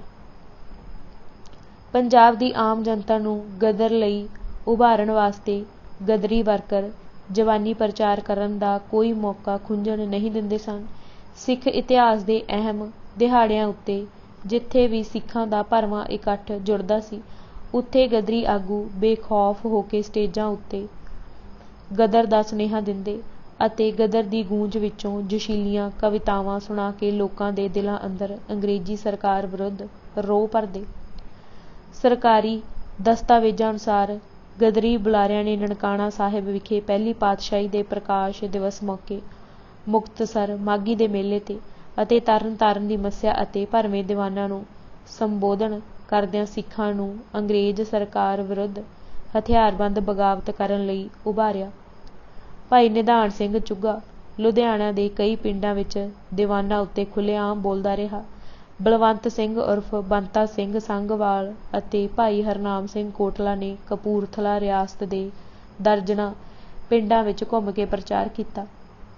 ਭਾਈ ਪਿਆਰਾ ਸਿੰਘ ਨੇ ਥਾਣਾ ਮਹਿਲਪੁਰ ਦੇ ਪਿੰਡ ਵਿੱਚ, ਭਾਈ ਗਾਧਾ ਸਿੰਘ ਅਤੇ ਭਾਈ ਅਰਜਨ ਸਿੰਘ ਨੇ ਜਗਰਾਉਂ ਦੇ ਇਲਾਕੇ ਵਿੱਚ, ਢੁੱਡੀਕੇ ਪਿੰਡ ਦੇ ਭਾਈ ਈਸ਼ਰ ਸਿੰਘ, ਭਾਈ ਪਾਲਾ ਸਿੰਘ, ਭਾਈ ਪਾਖਰ ਸਿੰਘ ਆਦਿ ਨੇ ਥਾਣਾ ਅਜਿੱਤਵਾਲ ਦੇ ਇਲਾਕੇ ਵਿੱਚ, ਮਾਝੇ ਦੇ ਮਸ਼ਹੂਰ ਪਿੰਡ ਸੁਰ ਸਿੰਘ ਅਤੇ ਭਾਈ ਜਗਤ ਸਿੰਘ, ਭਾਈ ਪ੍ਰੇਮ ਸਿੰਘ, ਭਾਈ ਬੁੱਢਾ ਸਿੰਘ, ਭਾਈ ਕਾਲਾ ਸਿੰਘ ਤੋਂ ਇਲਾਵਾ ਹੋਰ ਬਹੁਤ ਸਾਰੇ ਗਦਰੀ ਵਰਕਰਾਂ ਨੇ ਆਲੇ ਦੁਆਲੇ ਦੇ ਪਿੰਡਾਂ ਵਿੱਚ ਜਾ ਕੇ ਲੋਕਾਂ ਨੂੰ ਗਦਰ ਦਾ ਸੁਨੇਹਾ ਦਿੱਤਾ। ਇਸੇ ਤਰ੍ਹਾਂ ਸਰਹਾਲੀ ਦੇ ਇਲਾਕੇ ਵਿੱਚ ਵੀ ਗਦਰ ਦਾ ਖੂਬ ਪ੍ਰਚਾਰ ਹੋਇਆ। ਜਵਾਨੀ ਪ੍ਰੋਪੇਗੰਡੇ ਦੇ ਨਾਲੋਂ ਨਾਲ ਗਦਰ ਪਾਰਟੀ ਨੇ ਆਮ ਜਨਤਾ ਅਤੇ ਅੰਗਰੇਜ਼ੀ ਫੌਜ ਦੀਆਂ ਦੇਸੀ ਪਲਟਣਾਂ ਅੰਦਰ ਛੋਟੇ ਕਿਤਾਬਚੇ ਅਤੇ ਹੱਥ ਪਰਚੇ ਛਾਪ ਕੇ ਵਿਆਪਕ ਪੱਧਰ 'ਤੇ ਵੰਡੇ। ਭਾਵੇਂ ਛੇਤੀ ਜੰਗ ਲੱਗਣ ਕਰਕੇ ਪਾਰਟੀ ਦੀ ਆਪਣਾ ਪ੍ਰੈਸ ਲਾਉਣ ਦੀ ਭਾਵਪੂਰਕ ਕਲਪੀ ਯੋਜਨਾ ਨੇਪਰੇ ਨਹੀਂ ਚੜ੍ਹ ਸਕੀ ਸੀ, ਪਰ ਗਦਰੀ ਆਗੂ ਦੁਸ਼ਵਾਰ ਹਾਲਤਾਂ ਮੂਹਰੇ ਈਨ ਮੰਨਣ ਵਾਲੇ ਨਹੀਂ ਸਨ। ਉਹ ਵਿਸ਼ੇਸ਼ ਮਿੱਟੀ ਦੇ ਬਣੇ ਹੋਏ ਸਨ। ਉਹਨਾਂ ਅੰਦਰ ਵੱਡੀਆਂ ਤੋਂ ਵੱਡੀਆਂ ਔਂਕੜਾਂ ਨੂੰ ਸਰ ਕਰਨ ਦੀ ਜੁਝਾਰੂ ਸਪਿਰਿਟ ਅਤੇ ਅਡੋਲਤਾ ਕੁੱਟ-ਕੁੱਟ ਕੇ ਭਰੀ ਹੋਈ ਸੀ। ਜਾਣਕਾਰ ਸੂਤਰਾਂ ਅਨੁਸਾਰ ਭਾਈ ਕਰਤਾਰ ਸਿੰਘ ਸਰਾਭਾ ਨੇ ਲਾਲਾ ਰਾਮ ਸਰਨ ਦਾਸ ਨਾਲ ਰਲ ਕੇ ਕਿਸੇ ਗੁਪਤ ਜਗ੍ਹਾ 'ਤੇ ਪ੍ਰੈਸ ਚਾਲੂ ਕਰਨ ਦਾ ਪੁਰਜ਼ੋਰ ਯਤਨ ਕੀਤਾ, ਜੋ ਕਾਮਯਾਬ ਨਾ ਹੋ ਸਕਿਆ। ਇਸੇ ਤਰ੍ਹਾਂ ਭਾਈ ਗਾਧਾ ਸਿੰਘ ਨੇ ਭਾਈ ਬੂਟਾ ਸਿੰਘ ਨੇ ਆਸਾ ਮਾਜਰਾ ਪਿੰਡ ਵਿੱਚ ਪ੍ਰੈਸ ਲਾਉਣ ਦਾ ਵਿਚਾਰ ਕੀਤਾ, ਪਰ ਹਾਲਤਾਂ ਦੀ ਬੇਵਫਾਈ ਅੱਗੇ ਉਹਨਾਂ ਦੀ ਕੋਈ ਵਾਹ ਨਾ ਚੱਲੀ। ਅਖੀਰ ਵਿੱਚ ਭਾਈ ਕਰਤਾਰ ਸਿੰਘ ਸਰਾਭਾ ਨੇ ਲੁਧਿਆਣਾ ਸਕੂਲ ਦੇ ਵਿਦਿਆਰਥੀਆਂ ਦੀ ਮਦਦ ਨਾਲ ਹੱਥ ਨਾਲ ਗੇੜਨ ਵਾਲੀਆਂ ਸਾਈਕਲੋ ਸਟਾਈਲ ਮਸ਼ੀਨਾਂ ਦੇ ਜ਼ਰੀਏ ਗਦਰ ਪਾਰਟੀ ਦੀਆਂ ਲਿਖਤਾਂ ਛਾਪਣ ਦਾ ਜੁਗਾੜ ਕਾਇਮ ਕੀਤਾ। ਸਰਾਭਾ ਦੀ ਤੇਜਸਵੀ ਸ਼ਖਸੀਅਤ ਨੇ ਇਹਨਾਂ ਵਿਦਿਆਰਥੀਆਂ ਅੰਦਰ ਅਜਿਹੀ ਊਰਜਾ ਜਗਾ ਦਿੱਤੀ ਕਿ ਉਹ ਥੱਕਣਾ ਭੁੱਲ ਗਏ। ਉਹ ਪੂਰੀ ਰਾਤ ਮਸ਼ੀਨਾਂ ਗੇੜਦੇ ਰਹਿੰਦੇ ਅਤੇ ਦਿਨ ਨੂੰ ਛਾਪੀਆਂ ਹੋਈਆਂ ਲਿਖਤਾਂ ਦੇ ਬੰਡਲ ਦੂਰ-ਦੂਰ ਤੱਕ ਠਿਕਾਣਿਆਂ 'ਤੇ ਛੱਡ ਕੇ ਰਾਤ ਨੂੰ ਵਾਪਸ ਆ ਕੇ ਫਿਰ ਮਸ਼ੀਨਾਂ ਘੁਮਾਉਣੀਆਂ ਸ਼ੁਰੂ ਕਰ ਦਿੰਦੇ। ਕਦੇ ਕਦੇ ਗਦਰੀ ਵਰਕਰਾਂ ਦੀਆਂ ਲੋੜਾਂ ਪੂਰੀਆਂ ਕਰਨ ਲਈ ਉਹ ਹੱਥਾਂ ਨਾਲ ਕਾਰਬਨ ਕਾਪੀਆਂ ਕਰਕੇ ਡੰਗ ਟਪਾਉਂਦੇ। ਪੁਰਾਤਨ ਸਿੰਘਾਂ ਦੀ ਔਖੀਆਂ ਹਾਲਤਾਂ ਅੰਦਰ ਵੀ ਹਮੇਸ਼ਾ ਚੜ੍ਹਦੀ ਕਲਾ ਦੀ ਅਡੋਲ ਅਵਸਥਾ ਵਿੱਚ ਰਹਿਣ ਦੀ ਰੀਤ ਦਾ ਪਾਲਣ ਕਰਦੇ ਹੋਏ ਗਦਰੀ ਵਰਕਰਾਂ ਨੇ ਇਹਨਾਂ ਸਾਈਕਲੋ ਸਟਾਈਲ ਮਸ਼ੀਨਾਂ ਦਾ ਨਾਂ ਭੜਥੂ ਪ੍ਰੈਸ ਰੱਖਿਆ। ਛਪੀਆਂ ਹੋਈਆਂ ਲਿਖਤਾਂ ਲੁਧਿਆਣੇ ਤੋਂ ਹੀ ਵੱਖ-ਵੱਖ ਥਾਵਾਂ 'ਤੇ ਭੇਜੀਆਂ ਜਾਂਦੀਆਂ ਸਨ। ਇਹ ਸਾਰੀ ਸਰਗਰਮੀ ਦਾ ਸੂਤਰਧਾਰਕ ਭਾਈ ਕਰਤਾਰ ਸਿੰਘ ਸਰਾਭਾ ਸੀ। ਉਹ ਛਾਪਣ ਲਈ ਲਿਖਤਾਂ ਦੀ ਚੋਣ ਕਰਨ, ਛਪਾਈ ਵਿੱਚ ਹੱਥ ਵਟਾਉਣ ਅਤੇ ਇਹਨਾਂ ਨੂੰ ਪਿੰਡਾਂ ਅਤੇ ਛਾਉਣੀਆਂ ਅੰਦਰ ਪਹੁੰਚਾਉਣ ਦੇ ਸਾਰੇ ਅਮਲਾਂ ਵਿੱਚ ਮੋਹਰੀ ਭੂਮਿਕਾ ਨਿਭਾਉਂਦਾ ਸੀ। ਰੇਲਾਂ ਦੇ ਸਫ਼ਰ ਤੋਂ ਇਲਾਵਾ ਉਹ ਹਰ ਰੋਜ਼ ਸਾਈਕਲ ਉੱਤੇ ਲੰਮੇ ਪੈਂਡੇ ਕਰਦਾ ਸੀ। ਉਹ ਕਦੇ ਲਾਹੌਰ, ਕਦੇ ਅੰਮ੍ਰਿਤਸਰ, ਕਦੇ ਲੁਧਿਆਣੇ, ਕਦੇ ਮੋਗੇ, ਕਦੇ ਫਿਰੋਜ਼ਪੁਰ, ਕਦੇ ਜਲੰਧਰ ਫਗਵਾੜੇ, ਕਦੇ ਲੋਹਟ ਬੱਧੀ, ਕਦੇ ਨੰਗਲ ਕਲਾਂ ਅਤੇ ਹੋਰ ਅਨੇਕਾਂ ਥਾਵਾਂ 'ਤੇ ਹਾਜ਼ਰ ਹੁੰਦਾ ਸੀ। ਮੁਕੱਦਮੇ ਦੌਰਾਨ ਗਵਾਹਾਂ ਦੇ ਬਿਆਨਾਂ ਵਿੱਚੋਂ ਜ਼ਾਹਿਰ ਹੋਈ ਉਸ ਦੀਆਂ ਸਰਗਰਮੀਆਂ ਦੀ ਤਫ਼ਤੀਸ਼ ਨੇ ਜੱਜਾਂ ਨੂੰ ਅਚਰਜ ਕਰ ਦਿੱਤਾ ਸੀ। ਉਹਨਾਂ ਨੇ ਮੁਕੱਦਮੇ ਦੀ ਲਿਖਤ ਅੰਦਰ ਉਸ ਲਈ ਅੰਗਰੇਜ਼ੀ ਦਾ ਸ਼ਬਦ ਯੂਬੀਕੁਇਟਸ ਵਰਤਿਆ, ਜਿਸ ਦਾ ਭਾਵ ਹੈ ਛਲੇਡੇ ਵਾਂਗੂ ਹਰ ਥਾਂ ਹਾਜ਼ਰ ਹੋਣ ਵਾਲਾ। ਸਚਿੰਦਰ ਨਾਥ ਸਨਿਆਲ ਸਰਾਭੇ ਦੀ ਲਗਨ ਅਤੇ ਊਰਜਾ ਤੋਂ ਬੇਹੱਦ ਪ੍ਰਭਾਵਿਤ ਹੋਇਆ ਸੀ। ਉਸਨੇ ਲਿਖਿਆ ਹੈ ਕਿ 19 ਦਿਨੀ ਕਰਤਾਰ ਸਿੰਘ ਬਹੁਤ ਸਖਤ ਮਿਹਨਤ ਕਰ ਰਹੇ ਸਨ। ਉਹ ਹਰ ਰੋਜ਼ ਸਾਈਕਲ 'ਤੇ ਪਿੰਡਾਂ ਵਿੱਚ ਲਗਭਗ 40-50 ਮੀਲ ਦਾ ਚੱਕਰ ਲਾਉਂਦੇ ਸਨ। ਪਿੰਡ-ਪਿੰਡ ਕੰਮ ਕਰਨ ਲਈ ਜਾਂਦੇ ਸਨ। ਇੰਨੀ ਮਿਹਨਤ ਕਰਨ 'ਤੇ ਵੀ ਉਹ ਥੱਕਦੇ ਨਹੀਂ ਸਨ। ਜਿੰਨੀ ਉਹ ਮਿਹਨਤ ਕਰਦੇ ਸਨ, ਓਨੀ ਹੀ ਉਹਨਾਂ ਵਿੱਚ ਹੋਰ ਫੁਰਤੀ ਆ ਜਾਂਦੀ ਸੀ। ਪਿੰਡਾਂ ਦੇ ਚੱਕਰ ਲਾ ਕੇ ਉਹ ਉਹਨਾਂ ਪਲਟਨਾਂ ਵੱਲ ਜਾਂਦੇ, ਜਿਨ੍ਹਾਂ ਵਿੱਚ ਕੰਮ ਨਹੀਂ ਕੀਤਾ ਗਿਆ ਸੀ। ਛਾਉਣੀਆਂ ਅੰਦਰ ਪ੍ਰਚਾਰ। ਗਦਰ ਪਾਰਟੀ ਨੇ ਦੇਸ਼ ਆਉਣ ਤੋਂ ਪਹਿਲਾਂ ਹੀ ਆਪਣੇ ਵਰਕਰਾਂ ਨੂੰ ਇਹ ਖਾਸ ਹਦਾਇਤ ਕੀਤੀ ਸੀ ਕਿ ਉਹ ਆਪਣੀ ਜਾਣ ਪਛਾਣ ਵਾਲੇ ਫੌਜੀਆਂ ਨਾਲ ਜਿਵੇਂ ਵੀ ਹੋ ਸਕੇ ਚਿੱਠੀ ਪੱਤਰ ਜਾਂ ਦੋਸਤਾਂ ਰਿਸ਼ਤੇਦਾਰਾਂ ਦੇ ਜ਼ਰੀਏ ਸੰਪਰਕ ਬਣਾਉਣ ਅਤੇ ਉਹਨਾਂ ਨੂੰ ਅੰਗਰੇਜ਼ ਸਰਕਾਰ ਦੀ ਸੇਵਾ ਕਰਨ ਦੀ ਥਾਂ ਦੇਸ਼ ਦੀ ਆਜ਼ਾਦੀ ਲਈ ਲੜਨ ਵਾਸਤੇ ਪ੍ਰੇਰਿਤ ਕਰਨ। ਜਾਣ ਪਛਾਣ ਵਾਲੇ ਸਿਪਾਹੀਆਂ ਨੂੰ ਕਿਹਾ ਜਾਵੇ ਕਿ ਉਹ ਆਪਣੇ ਨਾਲ ਦੇ ਸਿਪਾਹੀਆਂ ਅੰਦਰ ਵੀ ਦੇਸ਼ ਭਗਤੀ ਦੀ ਜਾਗ ਲਾਉਣ। ਦੇਸ਼ ਆਉਂਦਿਆਂ ਹੀ ਗਦਰੀ ਵਰਕਰ ਪੂਰੀ ਗਰਮਜੋਸ਼ੀ ਨਾਲ ਇਸ ਕਾਰਜ ਵਿੱਚ ਜੁਟ ਗਏ ਸਨ। ਪਾਰਟੀ ਆਗੂਆਂ ਨੇ ਫੌਜ ਵਿੱਚ ਪ੍ਰਚਾਰ ਕਰਨ ਲਈ ਆਪਣੇ ਬਿਹਤਰੀਨ ਵਰਕਰਾਂ ਦੀਆਂ ਉਚੇਚੀਆਂ ਡਿਊਟੀਆਂ ਲਾ ਦਿੱਤੀਆਂ ਸਨ, ਜਿਸ ਮੁਤਾਬਕ ਭਾਈ ਕਰਤਾਰ ਸਿੰਘ ਸਰਾਭਾ ਨੇ ਭਾਈ ਨਿਧਾਨ ਸਿੰਘ ਚੁੱਘਾ ਨੂੰ ਫਿਰੋਜ਼ਪੁਰ, ਭਾਈ ਪ੍ਰੇਮ ਸਿੰਘ ਨੂੰ ਮੀਆਂ ਮੀਰ, ਭਾਈ ਹਿਰਦੇ ਰਾਮ ਨੂੰ ਜਲੰਧਰ, ਭਾਈ ਹਰਨਾਮ ਸਿੰਘ ਕਹੂਟਾ ਨੂੰ ਜੇਹਲਮ, ਰਾਵਲਪਿੰਡੀ, ਪਿਸ਼ਾਵਰ ਅਤੇ ਮਰਦਾਨ ਦੀਆਂ ਛਾਉਣੀਆਂ ਅੰਦਰ ਕੰਮ ਕਰਨ ਦੀ ਜ਼ਿੰਮੇਵਾਰ ਸੌਂਪੀ ਗਈ। ਭਾਈ ਪਿਆਰਾ ਸਿੰਘ ਲੰਗੇਰੀ ਨੂੰ ਬੰਨੂ ਅਤੇ ਕੋਹਾਟ ਦੀਆਂ ਛਾਉਣੀਆਂ ਵਿੱਚ ਭੇਜਿਆ ਗਿਆ। ਵਿਸ਼ਨੂੰ ਗਣੇਸ਼ ਪਿੰਗਲੇ ਨੂੰ ਮੇਰਠ ਦੀਆਂ ਛਾਉਣੀਆਂ ਅੰਦਰ ਉਚੇਚਾ ਰਾਜਪੂਤ ਪਲਟਣਾ ਅੰਦਰ ਪ੍ਰਚਾਰ ਕਰਨ ਲਈ ਕਿਹਾ ਗਿਆ। ਅਮਲੀ ਤੌਰ 'ਤੇ ਭਾਈ ਕਰਤਾਰ ਸਿੰਘ ਸਰਾਭਾ ਨੇ ਛਾਉਣੀਆਂ ਅੰਦਰ ਪ੍ਰਚਾਰ ਕਰਨ ਅਤੇ ਦੇਸੀ ਪਲਟਣਾ ਨੂੰ ਬਗਾਵਤ ਕਰਨ ਲਈ ਪ੍ਰੇਰਿਤ ਕਰਨ ਦੇ ਸਮੁੱਚੇ ਅਮਲ ਦੀ ਕਮਾਨ ਸੰਭਾਲ ਲਈ ਸੀ। ਉਸ ਨੇ ਫਿਰੋਜ਼ਪੁਰ ਤੋਂ ਇਲਾਵਾ ਅੰਬਾਲਾ, ਮੇਰਠ, ਕਾਨਪੁਰ, ਆਗਰਾ, ਇਲਾਹਾਬਾਦ, ਦੀਨਾਪੁਰ, ਬਨਾਰਸ, ਲਖਨਊ, ਫੈਜ਼ਾਬਾਦ ਆਦਿ ਦੀਆਂ ਛਾਉਣੀਆਂ ਅੰਦਰ ਆਪ ਜਾ ਕੇ ਦੇਸੀ ਸਿਪਾਹੀਆਂ ਦੀਆਂ ਨਬਜ਼ਾਂ ਟੋਹੀਆਂ ਅਤੇ ਜਿੱਥੋਂ ਮਦਦ ਦੀ ਸੰਭਾਵਨਾ ਨਜ਼ਰ ਆਈ, ਉਹਨਾਂ ਨਾਲ ਮੇਲ ਜੋਲ ਰੱਖਣ ਲਈ ਲੋੜੀਂਦੇ ਪ੍ਰਬੰਧ ਕੀਤੇ ਗਏ। ਜਾਨ ਨੂੰ ਜੋਖੋ ਵਿੱਚ ਪਾਉਣ ਵਾਲੇ ਇਸ ਕਾਰਜ ਵਿੱਚ ਮਾਲਵਾ ਖਾਲਸਾ ਹਾਈ ਸਕੂਲ ਦੇ ਇੱਕ ਵਿਦਿਆਰਥੀ ਸੁੱਚਾ ਸਿੰਘ ਨੇ ਸਰਾਭੇ ਦੀ ਪੂਰੀ ਸਰਗਰਮੀ ਨਾਲ ਹੱਥ ਵਟਾਇਆ। ਪਰ ਗ੍ਰਿਫਤਾਰ ਹੋ ਜਾਣ ਉਪਰੰਤ ਸੁੱਚਾ ਸਿੰਘ ਵਾਅਦਾ ਮੁਆਫ ਗਵਾਹ ਬਣ ਗਿਆ ਸੀ ਅਤੇ ਉਸ ਨੇ ਪਾਰਟੀ ਦੇ ਬਹੁਤ ਸਾਰੇ ਭੇਦ ਪ੍ਰਗਟ ਕਰ ਦਿੱਤੇ ਸਨ। ਛਾਉਣੀਆਂ ਦੀ ਸਮੁੱਚੀ ਸਥਿਤੀ ਦਾ ਹਿਸਾਬ ਲਾਉਣ ਤੋਂ ਬਾਅਦ ਗਦਰੀ ਆਗੂਆਂ ਨੇ ਬਗਾਵਤ ਦਾ ਆਰੰਭ ਮੀਆਂ ਮੀਰ, ਲਾਹੌਰ ਅਤੇ ਫਿਰੋਜ਼ਪੁਰ ਦੀਆਂ ਛਾਉਣੀਆਂ ਤੋਂ ਕਰਨ ਦਾ ਫੈਸਲਾ ਕੀਤਾ। ਇਸ ਅਨੁਸਾਰ ਮਾਝੇ ਦੇ ਗਦਰੀਆਂ ਨੂੰ ਮੀਆਂ ਮੀਰ ਅਤੇ ਮਾਲਵੇ ਅਤੇ ਦੁਆਬੇ ਦੇ ਇਨਕਲਾਬੀਆਂ ਨੂੰ ਫਿਰੋਜ਼ਪੁਰ ਦੀ ਛਾਉਣੀ ਵਿੱਚ ਬਗਾਵਤ ਕਰਨ ਦੀ ਮੋਟੀ ਜਿਹੀ ਕਾਰਜ ਵੰਡ ਕੀਤੀ ਗਈ। ਮੀਆਂ ਮੀਰ ਲਾਹੌਰ ਛਾਉਣੀ ਪੰਜਾਬ ਦੀ ਸਭ ਨਾਲੋਂ ਵੱਡੀ ਛਾਉਣੀ ਸੀ। अंग्रेजी फौज दीआं भारत अंदर कुल 9 डिवीजनां विचों मियाँ मीर दी छाउणी एक पूरी डिवीजन दा हैडकुआटर सी। पंजाब दीआं सारीआं छाउणीआं इस दे हेठां सन, जिस करके इस छाउणी उत्ते कब्जा करना युद्धनीतिक पक्ष तों बेहद अहम सी। फिरोजपुर दी छाउणी किले विच समुची उत्तरी कांड दा मैगजीन असलाखाना सी। इस छाउणी उत्ते कब्जा करके सारी उत्तरी फौज लई जमा कीता असला लुटिया जा सकदा सी। करतार सिंह सराभा ने फिरोजपुर छाउणी अंदरले गदर दे हमायती सिपाहियां नाल लगातार राबता बनाया होया सी। ਉਹ ਨੇਮ ਨਾਲ ਉੱਥੇ ਚੱਕਰ ਮਾਰਦਾ ਰਹਿੰਦਾ ਸੀ। ਜੁਝਾਰੂ ਫੌਜੀਆਂ ਦੀ ਧਾਰਮਿਕ ਲਗਨ। ਧਿਆਨ ਦੇਣ ਵਾਲੀ ਗੱਲ ਇਹ ਹੈ ਕਿ ਇਹਨਾਂ ਦੋਨੋਂ ਪ੍ਰਮੁੱਖ ਛਾਉਣੀਆਂ ਅੰਦਰ ਜਿਹੜੇ ਸਿੱਖ ਫੌਜੀਆਂ ਨੇ ਆਪਣੀਆਂ ਜਾਨਾਂ ਦਾਅ 'ਤੇ ਲਾ ਕੇ ਗਦਰ ਪਾਰਟੀ ਦਾ ਸਾਥ ਦਿੱਤਾ, ਉਹ ਸਾਰੇ ਧਰਮੀ ਬੰਦੇ ਸਨ। ਜਿਵੇਂ ਪਹਿਲਾਂ ਜ਼ਿਕਰ ਹੋ ਚੁੱਕਾ ਹੈ, ਫਿਰੋਜ਼ਪੁਰ ਵਿਖੇ ਤੈਨਾਤ 26 ਨੰਬਰ ਪੰਜਾਬੀ ਰੈਜੀਮੈਂਟ ਦੇ ਜਿਹੜੇ ਸਿਪਾਹੀ ਗਦਰੀਆਂ ਦੇ ਹਮਜੋਲੀ ਬਣੇ, ਉਹਨਾਂ ਨੂੰ ਇਨਕਲਾਬ ਦੀ ਜਾਗ ਹਾਂਗਕਾਂਗ ਦੇ ਗੁਰਦੁਆਰੇ ਦੇ ਗ੍ਰੰਥੀ ਭਾਈ ਭਗਵਾਨ ਸਿੰਘ ਨੇ ਲਾਈ ਸੀ।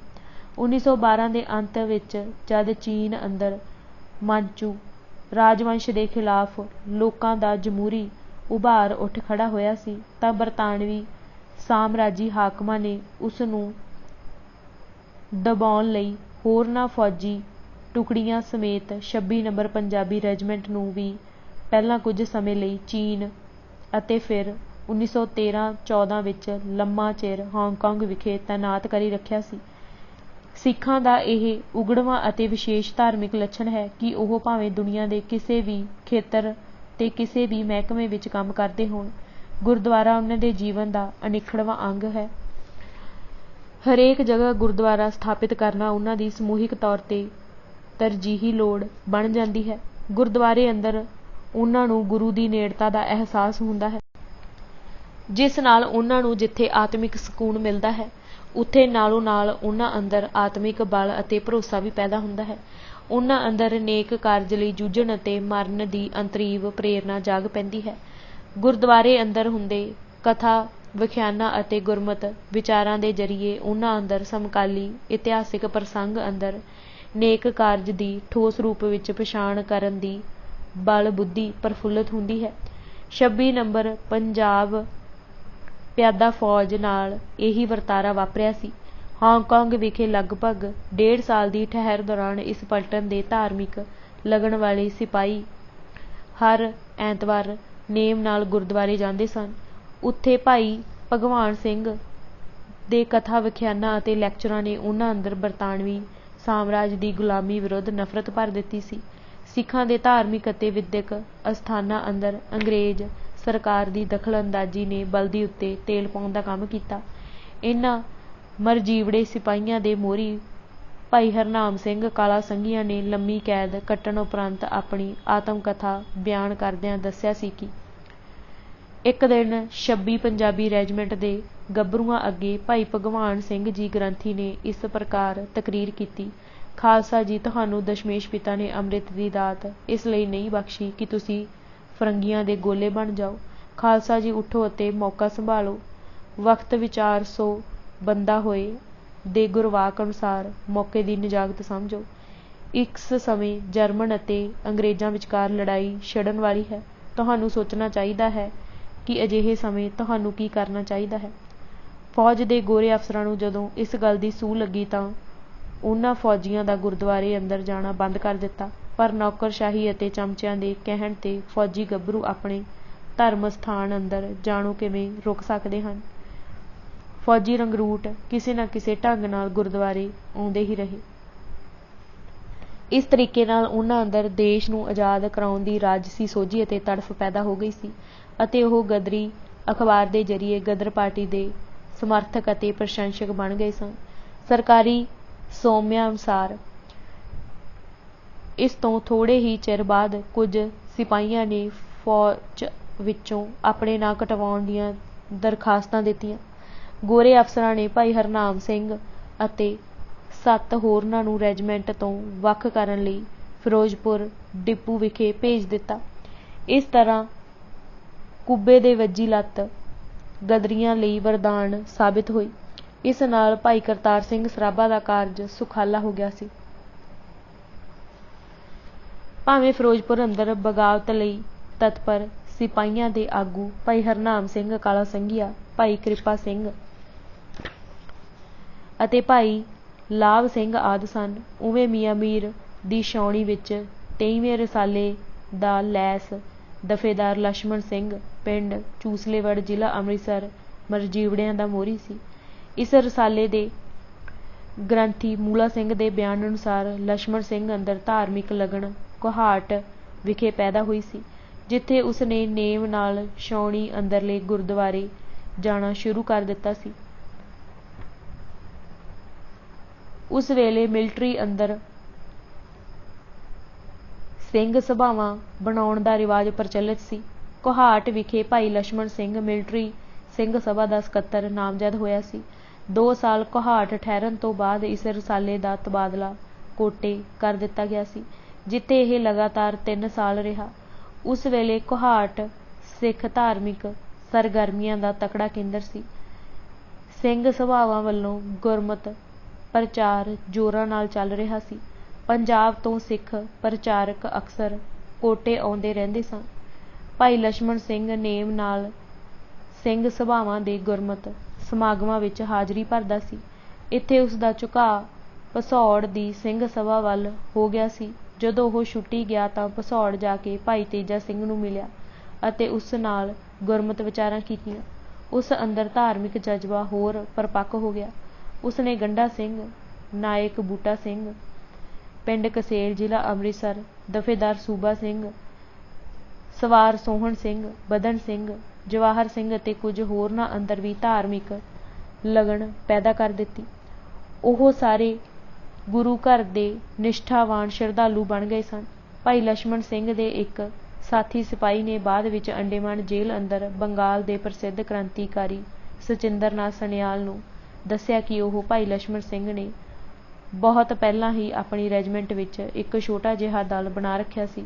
ਉਹ ਅਕਸਰ ਇਕੱਠੇ ਹੁੰਦੇ ਰਹਿੰਦੇ ਸਨ, ਜਿੱਥੇ ਗੁਰਮਤਿ ਦੀਆਂ ਕਿਤਾਬਾਂ ਪੜ੍ਹੀਆਂ ਵਿਚਾਰੀਆਂ ਜਾਂਦੀਆਂ ਸਨ ਅਤੇ ਅਨੇਕਾਂ ਵਿਸ਼ਿਆਂ ਉੱਤੇ ਵਿਚਾਰ ਚਰਚਾ ਹੁੰਦੀ ਰਹਿੰਦੀ ਸੀ।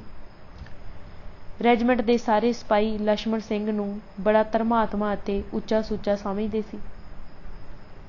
ਬਜਬਜ ਘਾਟ ਦਾ ਸਾਕਾ ਵਾਪਰਿਆ ਤਾਂ ਸਿੱਖ ਜਗਤ ਅੰਦਰ ਅੰਗਰੇਜ਼ ਸਰਕਾਰ ਵਿਰੁੱਧ ਤਿੱਖਾ ਗੁੱਸਾ ਫੈਲ ਗਿਆ ਸੀ।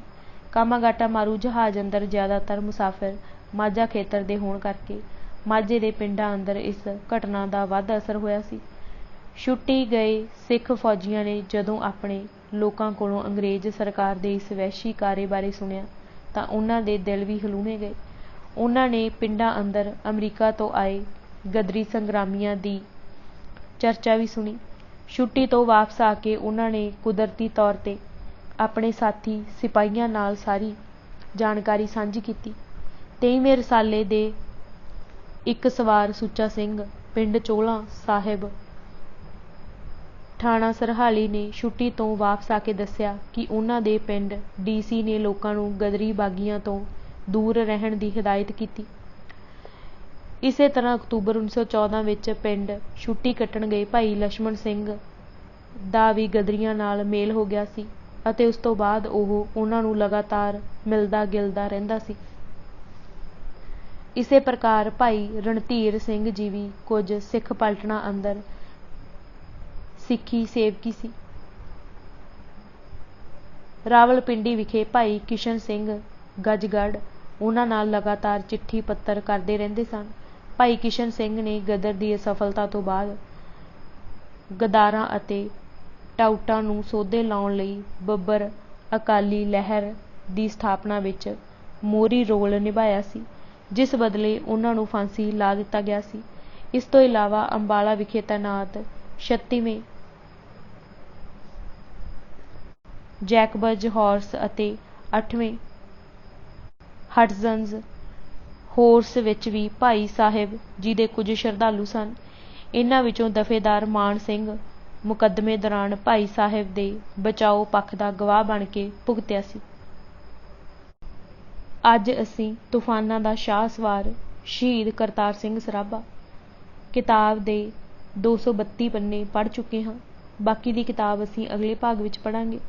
ਵਾਹਿਗੁਰੂ ਜੀ ਕਾ ਖਾਲਸਾ, ਵਾਹਿਗੁਰੂ ਜੀ ਕੀ ਫਤਿਹ।